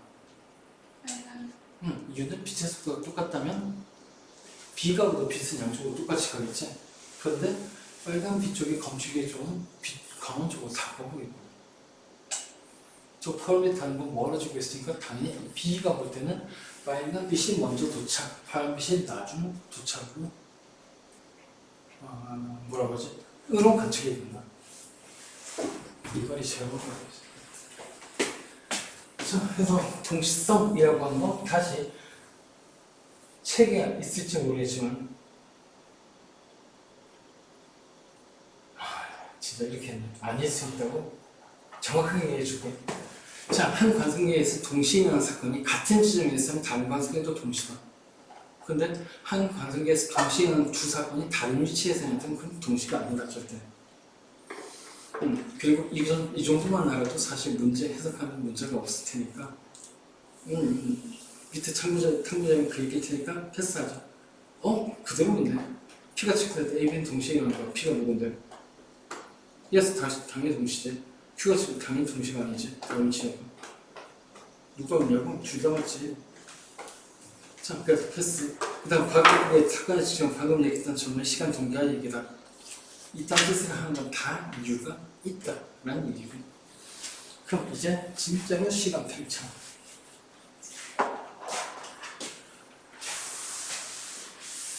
참 여기 사건 측정하는 건 잘 생각하시고 대답을 하도록 하자. 왔다. 너무 좋아하는 거 아니냐? 아니에요. 짠 되는 것 같아 점점.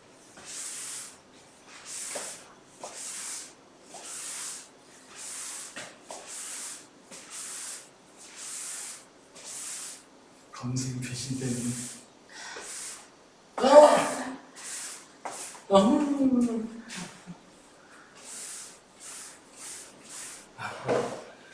자, 그러면은 6시간 평상 시간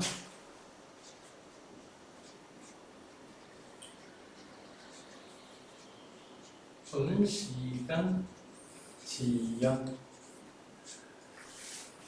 내 마음대로 안 해요. 그래서 이거부터 살펴보자. 정, 성, 적, 이해 부터 해볼까?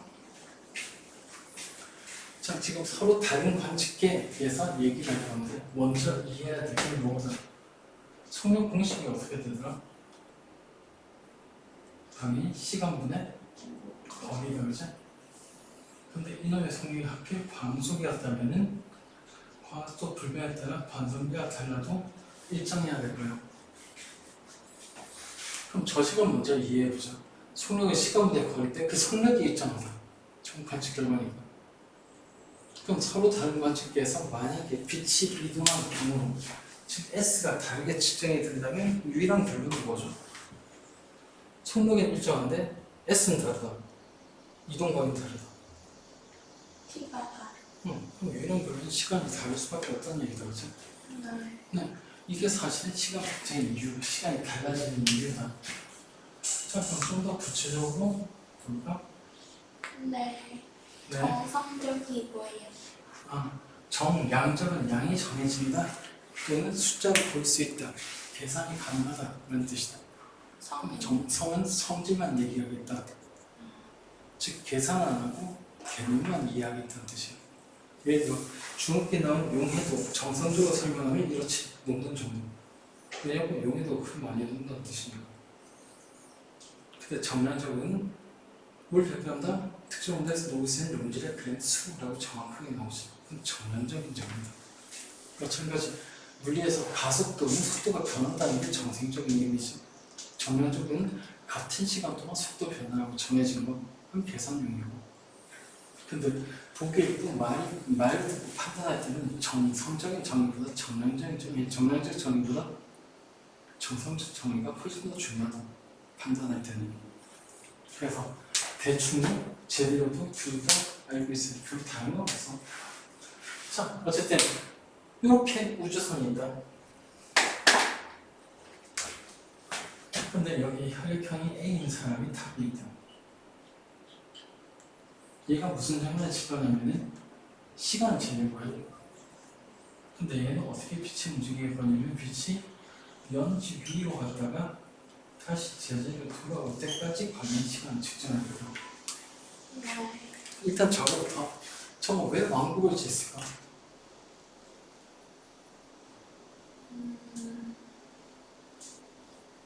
그럼 저 천장에 닿을 때까지만 재도 되잖아.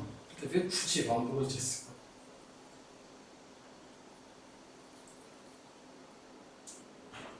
답. 이거지.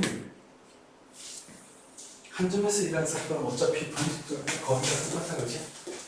그러니까 굳이 여기 가다 놓고 여기 또 시계 다르게 가다 놓고 시계를 이런 게 아니라 그냥 여기 있는 시계, 더 간단하게는 자기가 가진 시계로 측정이 가능하다. 어차피 같은 점에서 일어난 사건이 오는데 정보가 오는데 걸린 시간은 똑같으니까. 그래서 일부러 왔다리 갔다리 하게 했는데 일단 얘한테 먼저 물어보자. A가 올 때 빛이 이렇게 왔다 갔다 할 때 빛의 속도는 당연히 얼마다? 광속이겠지? 네. 그리고 파란색 왔다 갔다 하는 이 총괄이가 SA라고 하자. 그럼 A는 이렇게 빛이 왔다리 갔다리 광속으로 갔으니까 시간만 알면 거리 알면은 시간을 알 수 있겠네. 네. 또는 왕복 시간을 자기가 직접 시계 가지고 잴 수 있다. 다시 A는 자기가 가진 시계 가지고 두 사건, 빛이 출발했다는 사건과 빛이 도착했다는 사건 사이의 시간 간격을 잴 수가 있다. 자, 이건 A 입장이죠. 이건 갑자기 B형 혈액형을 가진 나쁜 남자 아닌가? 자, B 같은 경우에도 B가 봤더니 A는 연직으로 빛이 움직였다라고 하는데 문제는 B가 볼 때는 A는 다른 관성들, 즉 V의 속도로 움직이고 있었다 치자. 그러면 빛이 왕복하는데 시간이 걸렸으니까 빛이 출발한 다음 도착할 때까지 우주선이 같은 위치에 있는 게 아니라 어떤 위치가 바뀌었을 거야, 그지? 맞나? 네. 여기까지 왔다 치자. 그럼 빛은 여기에서 출발해서 B가 볼 땐 여기에 도착하는 걸로 보인다. 그럼 이 단계에서 이미 글러먹은 거. B는 자기 시계로 저 사건을 측정할 수 있게 없게? 없죠? 네. 그래서 B는 출발할 때 여기의 시계, 도착할 때 여기의 시계로 이룰 수밖에 없을 거다. 자, 일단 그렇다 하면 얘기해놓고 그럼 B가 볼 때는 빛이 어떻게 움직이냐면 여기에서 출발해서 삐딱하게 이렇게 간 다음에 여기에 도착했다고 하겠지? 네. 물론 B가 봐도 운동 상태가 다르고 빛의 속도만은 여전히 광속이고 그리고 B가 봤을 때 빛의 이동 경로는 누가 봐도 SP다, 그죠? 자, 그럼 정성적인 이해가 볼까? 굉장히 당연한 얘기지만 첫 번째 빛의 속도 각각 A가 본 빛의 속도 CA, B가 본 속도인 CB가 본다면 누가 크게 해? 가까이. 네, 같죠? 그 각도 당연히 광속으로 봤을 거다, 그죠? 자, 그럼 두 번째 빛의 이동 경로 SA하고 SB를 비교해볼까? 누가 길지?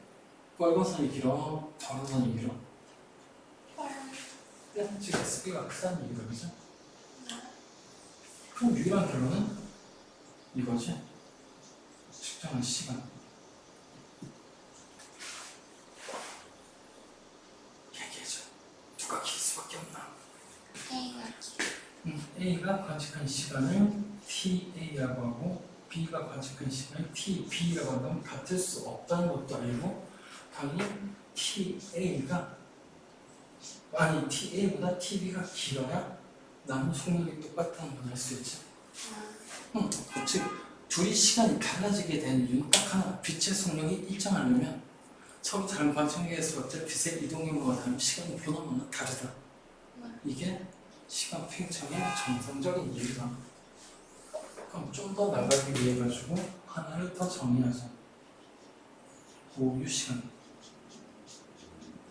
영은 플러프 타임이라고 합니다. 이름에서 알 수 있다시피 맞는 시간이라는 얘기가 아니라 좀 더 적합한 기준으로 삼을 수 있는 시간이라는 것이다. 보통 T0라고 얘기하는데, 자, 고유 시간이라는 건 뭐냐면 복잡하게 시간 동기화하고 이래가지고 시간 맞추고 그래서 재는 게 아니라 딱 하나의 시계, 즉 관측자의 시계 달러 한 개로 측정이 가능한 시간을 얘기하는 거예요. 여기 시간 물론 사건사이의 시각 간격을 얘기하는 거고. 자, 그럼 다시 한번 볼까? 이건 파란색 A하고 빨간색 B하고 자기 시계 하나로 출발, 도착이라는 사건 사이에 시각 간격을 잴 수 있는 놈은 누구다? A지? 자기 시계만 측정 가능. 그래서 A가 잴 시간이 고유 시간이 된다.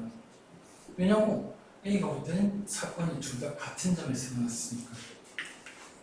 그 유식화 표현은 이렇게 얘기할 수 있지. 고유 시간이라고 하는 거는 사건에 대해 정지한 관측자가 측정한 시간을 얘기하는 겁니다. 다시 이 말도 볼까? A는 같은 점에서 출발해서 같은 점에 도착했다는 거겠죠. 즉 출발했다는 사건과 도착했다는 사건이 같은 점에서 일어났으니까 지금 땐 그냥 같은 점이다. 즉 사건이 나에 대해서 움직이지 않았다는 뜻이다. 그럼 B는 아까 얘기했던 시계는 각각 여기 갔다 온 거, 여기 갔다 온 걸로 측정을 해야 되고, 그 다음 출발했다는 사건 여기, 도착한 사건은 여기로 바뀌었죠. 즉 사건 두 개의 위치가 바뀌었다. 그러니까 B가 측정한 시간은 고유 시간이 아닐 거다 라는 얘기입니다. 그래서 의미의 측정한 시간 T가 루트죠. 당연한 얘기지만 저기에 사건에 대해 정지했다 저 개념 나중에 길이 수축에 될 수 있고 또 다른 경우에도 쓰이겠죠. 하나로 보고 예제를 보고 할까? 예제는 그렇지만 자 이번에 똑같이 A가 여기 타고 있다. B도 밖에 있고 B가 볼 때 A는 움직인다. 그런데 이번에는 이런 짓을 한다 치면 B가 벼두로 B시계로 만드는데 B시계를 만들어서 여기에서 출발하면 여기에 도착할 때까지 시간 재고 있다 치잖아. 그리고 얘가 그 사건을 보고 있다. 그럼 A하고 B 중에 누가 고유 시간을 측정하게 되지? B. B한테서 사건이 정지했으니까 그죠? 그럼 A 입장에서는 A가 제 사건이 당연히 고유 시간이 아니게 된다. 그러니까 조금 엉성하게 얘기하자면 움직이는 사람의 시간이 느리게 간다 틀린 얘기다. 뭐부터 틀렸냐고? 움직이는 사람이 움직인다는 증거가 어디 있는데? 그치? 그래서 거기부터 틀린 거다.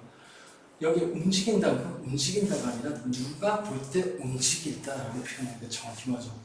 그래서 대부분 문제는 누가 볼 때 자기가 정지했다고 생각하는 어떤 놈이 볼 때 어디로 어떤 속도로 날아가더라 이런 식으로 표현할 수밖에 없는 내용이야. 아깝다. 이거 살아남았을 때 다시 물론 A가 볼 때는 빛의 이동 경로가 왕복이 아니라 거꾸로 가지. 어쨌든 이때는 A가 보면 빛의 경로가 크니까 A의 시간이 느린 거야. 변화가. A의 시간이 긴 거다. 이렇게 시간이 길어진다라는 의미에서 시간 팽창이라는 의미에서 썼는데 그 팽창이면은 뭐에 비해서 길어졌다는 뜻이죠. 그 무엇인가가 고유 시간이다. 즉 제목에서 뻔하게 할 수 있는 게 이미의 측정한 시간은 보다는 고유 시간보다 짧다는 뜻이죠. 여기서 이게 나타나죠. 얘가 T제곱, 얘가 T였다죠. 이때는 자 그럼 방정적인 이해를 했으니까 정량적으로 계산도 해보셔야죠.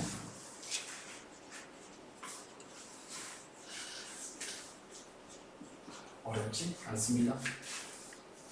자 그래서 똑같은 그림을 그려볼까? 우주선 V의 속도로 날아가고 V의 속도로 날아간다 라고 주장하면 여전히 B가 B 빨간색 A 파란색 여전히 A는 고유시간 측정해서 빛을 완곡시키고 있을 거다. 그럼 그걸 B가 보면 빛은 이렇게 가다가 이렇게 떨어지는 걸로 보일 거다.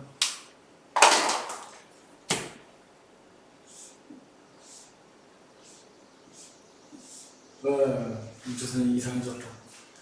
물론 우주선이 움직였다라고 주장하는 건 B일 테니까 B가 볼 때는 움직인 거리가 보일 거다 라는 건 알 거고 그다음 시간을 아까 고유시간 규칙대로 써주자. A는 빛이 완곡하는 사건을 측정할 때 고유시간을 측정한다.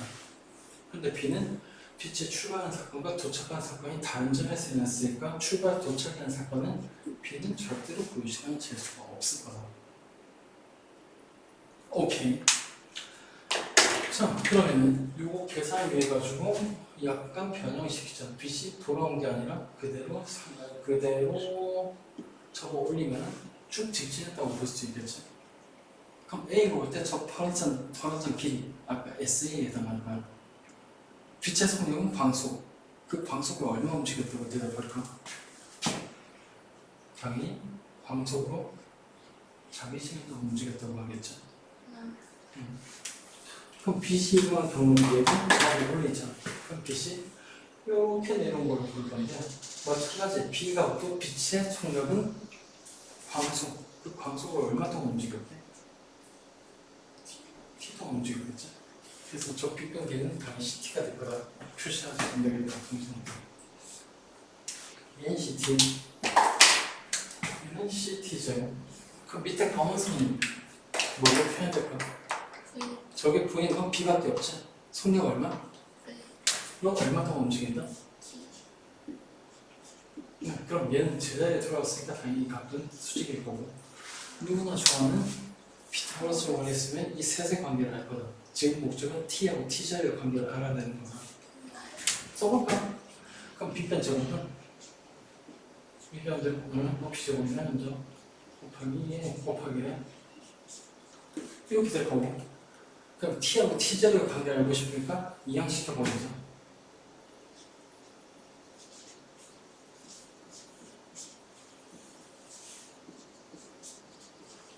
이해가죠? 처음 얘가 그걸 치니까 넘겨버렸다. 루트도 씌울까? 네, 씌우자. 루트 C제곱 마이너스 V제곱 분의 C제곱 T제곱 이런 거 해야 되겠다. 그죠?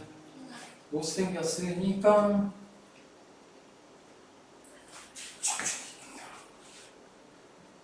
분자 분모를 똑같이 C제곱으로 나누자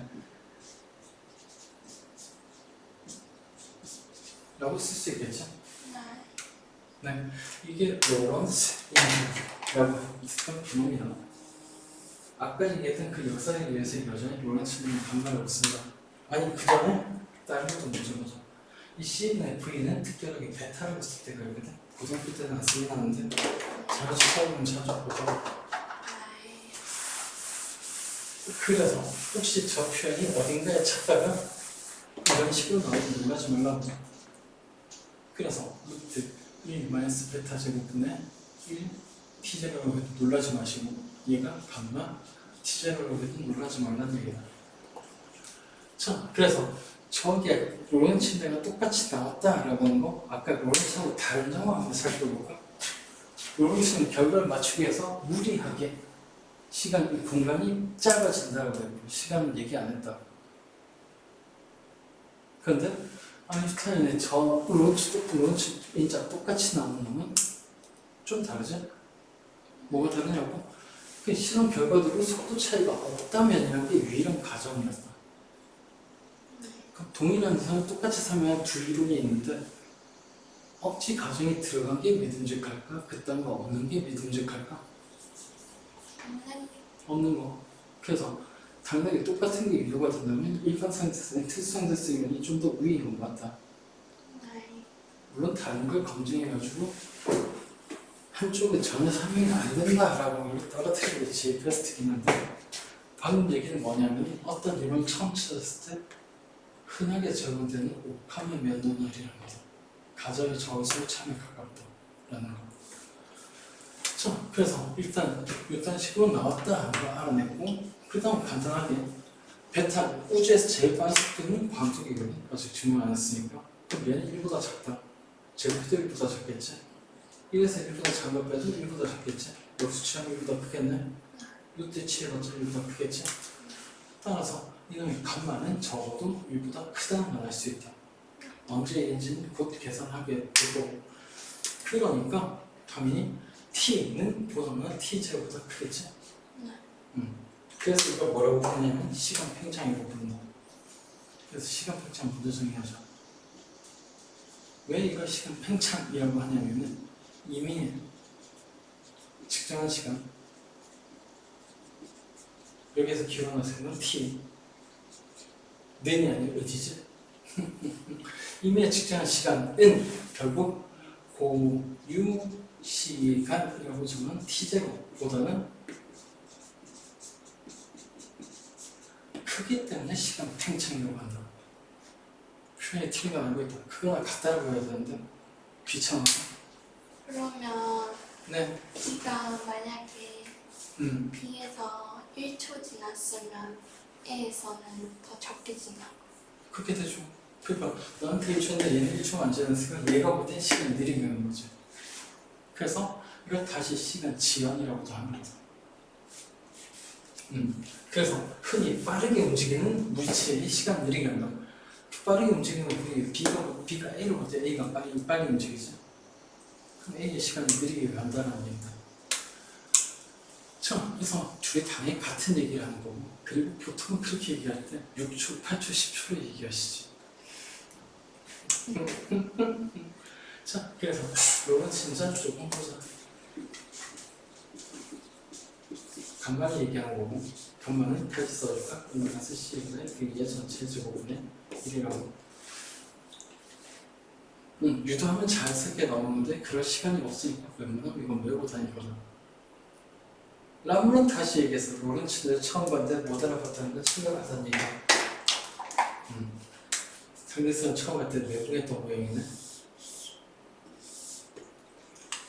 자, 그러면 어쨌든 얘 몇 가지 상대해보자. 첫 번째, 가장 일반적인 경우. 일반적인 경우라는 건 뭐냐면은 저 감마가 전형적으로 가지는 값이라는 얘기인데 아까 봤듯이 C는 2로 7.48m/s 그러니까 C는 대충 3 곱하기 10의 8m/s라고 생각하면 된다. 그럼 주변에서 흔히 볼 수 있는 V는 얼마가 될까? 세상에 제일 빠른 물체? 일단 공기 중에서는 비행기 중에 제일 빠른 건 SR-71이라는 놈이거든. 마 3.3이다. 마 1 대략 340m/s니까 3.3 정도면 1초에 1000m, 1초에 1km 간다. 즉 무려 10의 3승 미터/s나 나온다는 거지.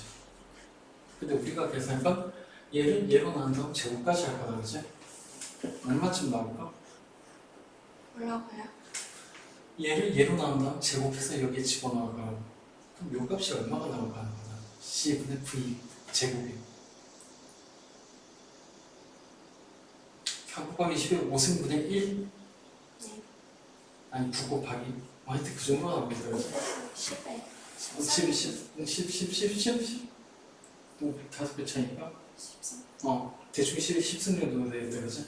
1 빼기 10의 10승은 얼마 돼?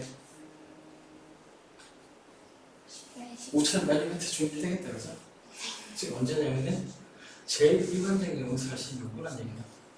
네. 지금 빛의 속력에 비하면 워낙 느리게 움직이지, 우린 빠르다고 하지만 빛의 속력에 비하면 미친 듯이 느리기 때문에 좀 더 빠른 게 줄까? 누리고 속도, 온라인.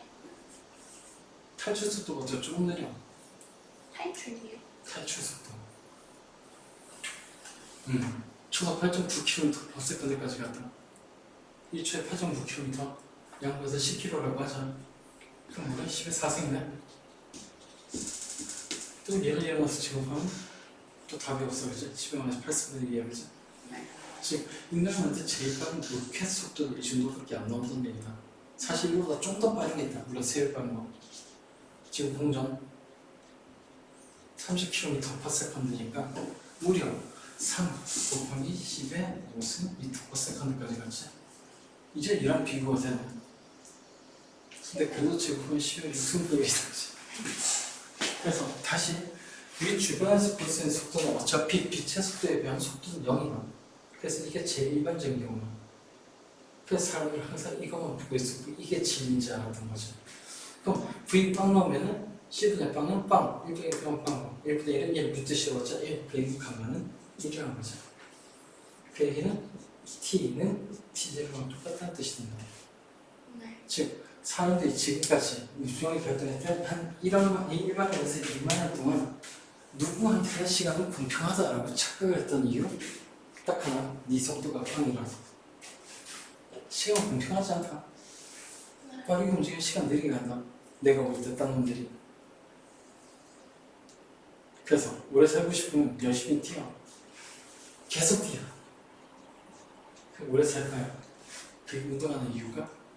아닌 거예요. 자, 그 다음 조금 특별한 경우 V가 0.6C, V는 광속의 60%를 살린다는 거죠. 그러니까 그냥 계산하자. 시간 다 됐네. 자, 그럼 0.6의 제곱하면 0.64 빼면 0.36 0.6의 제곱이니까 간만에 0.6분의 1이 된다. 네, 여전히 이보다 크게 다르죠 네.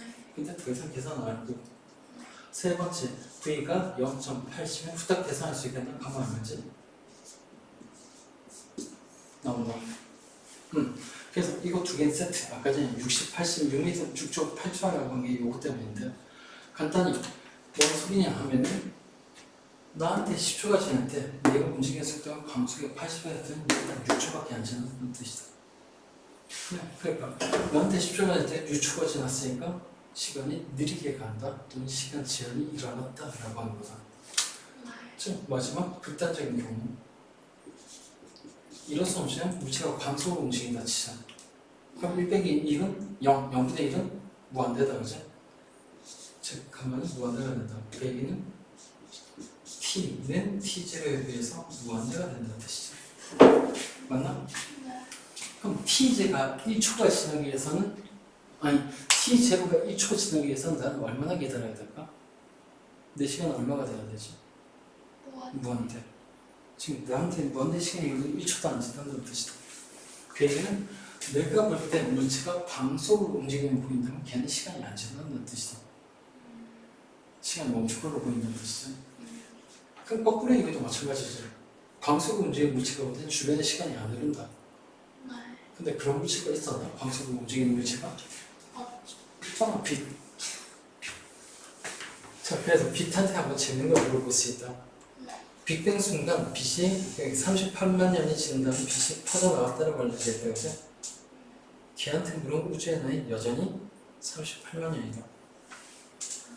그리고 여전히 우주의 크기는 그때랑 똑같다. 즉, 빅뱅 때 빠져나온 빛이 있다면 걔가 볼 때 시간이 안 흘렀다는 얘기지. 그래서 우주의 크기도 0이고. 평행 안 되는. 나중에 운동량 보존 가지고 다시 질량과 에너지 관계를 얘기할 건데 거기에서 뻔하게 할 수 있는 게 있다. 광속이 될 수 있는 유일한 조건 정지 질량이 0이랑 거꾸로 얘기하면 정지 질량이 0이면 항상 광속으로 움직인다는 뜻이기도 하다.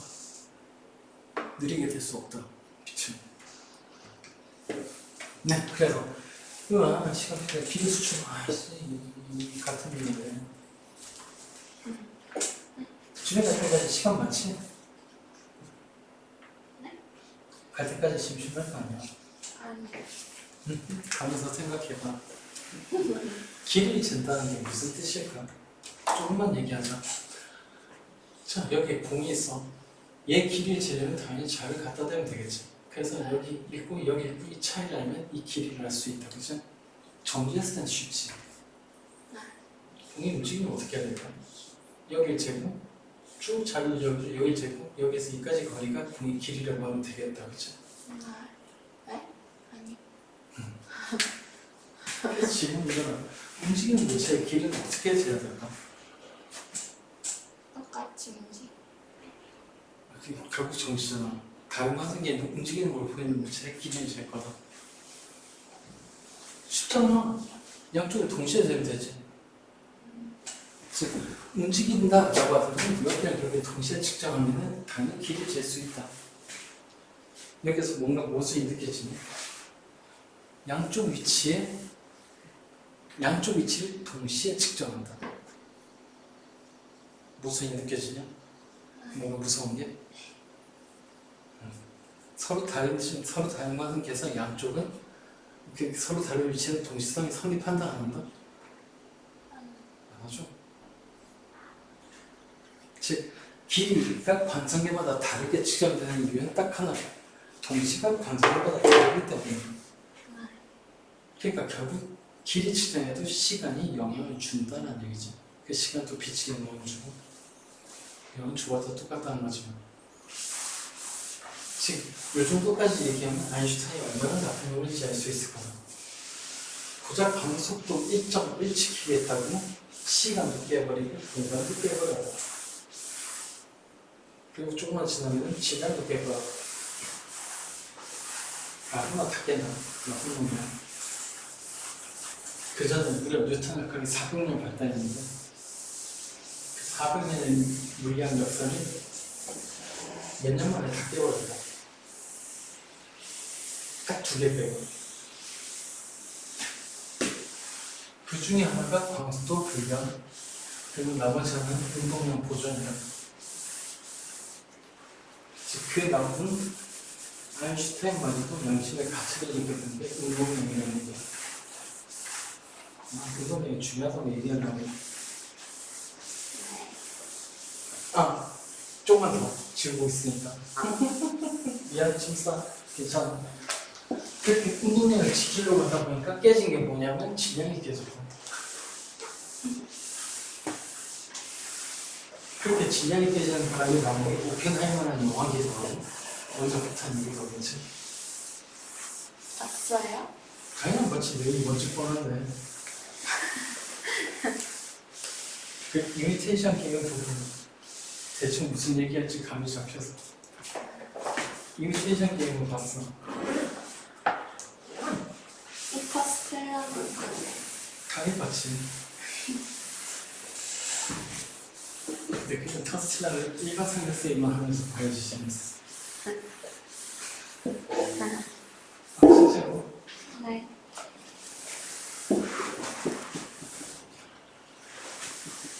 오펜하이머는 티벳에서 해주면 몰라. 돈 내고 보니까. 안녕히 계세요. 네, 나도 다 지웠어.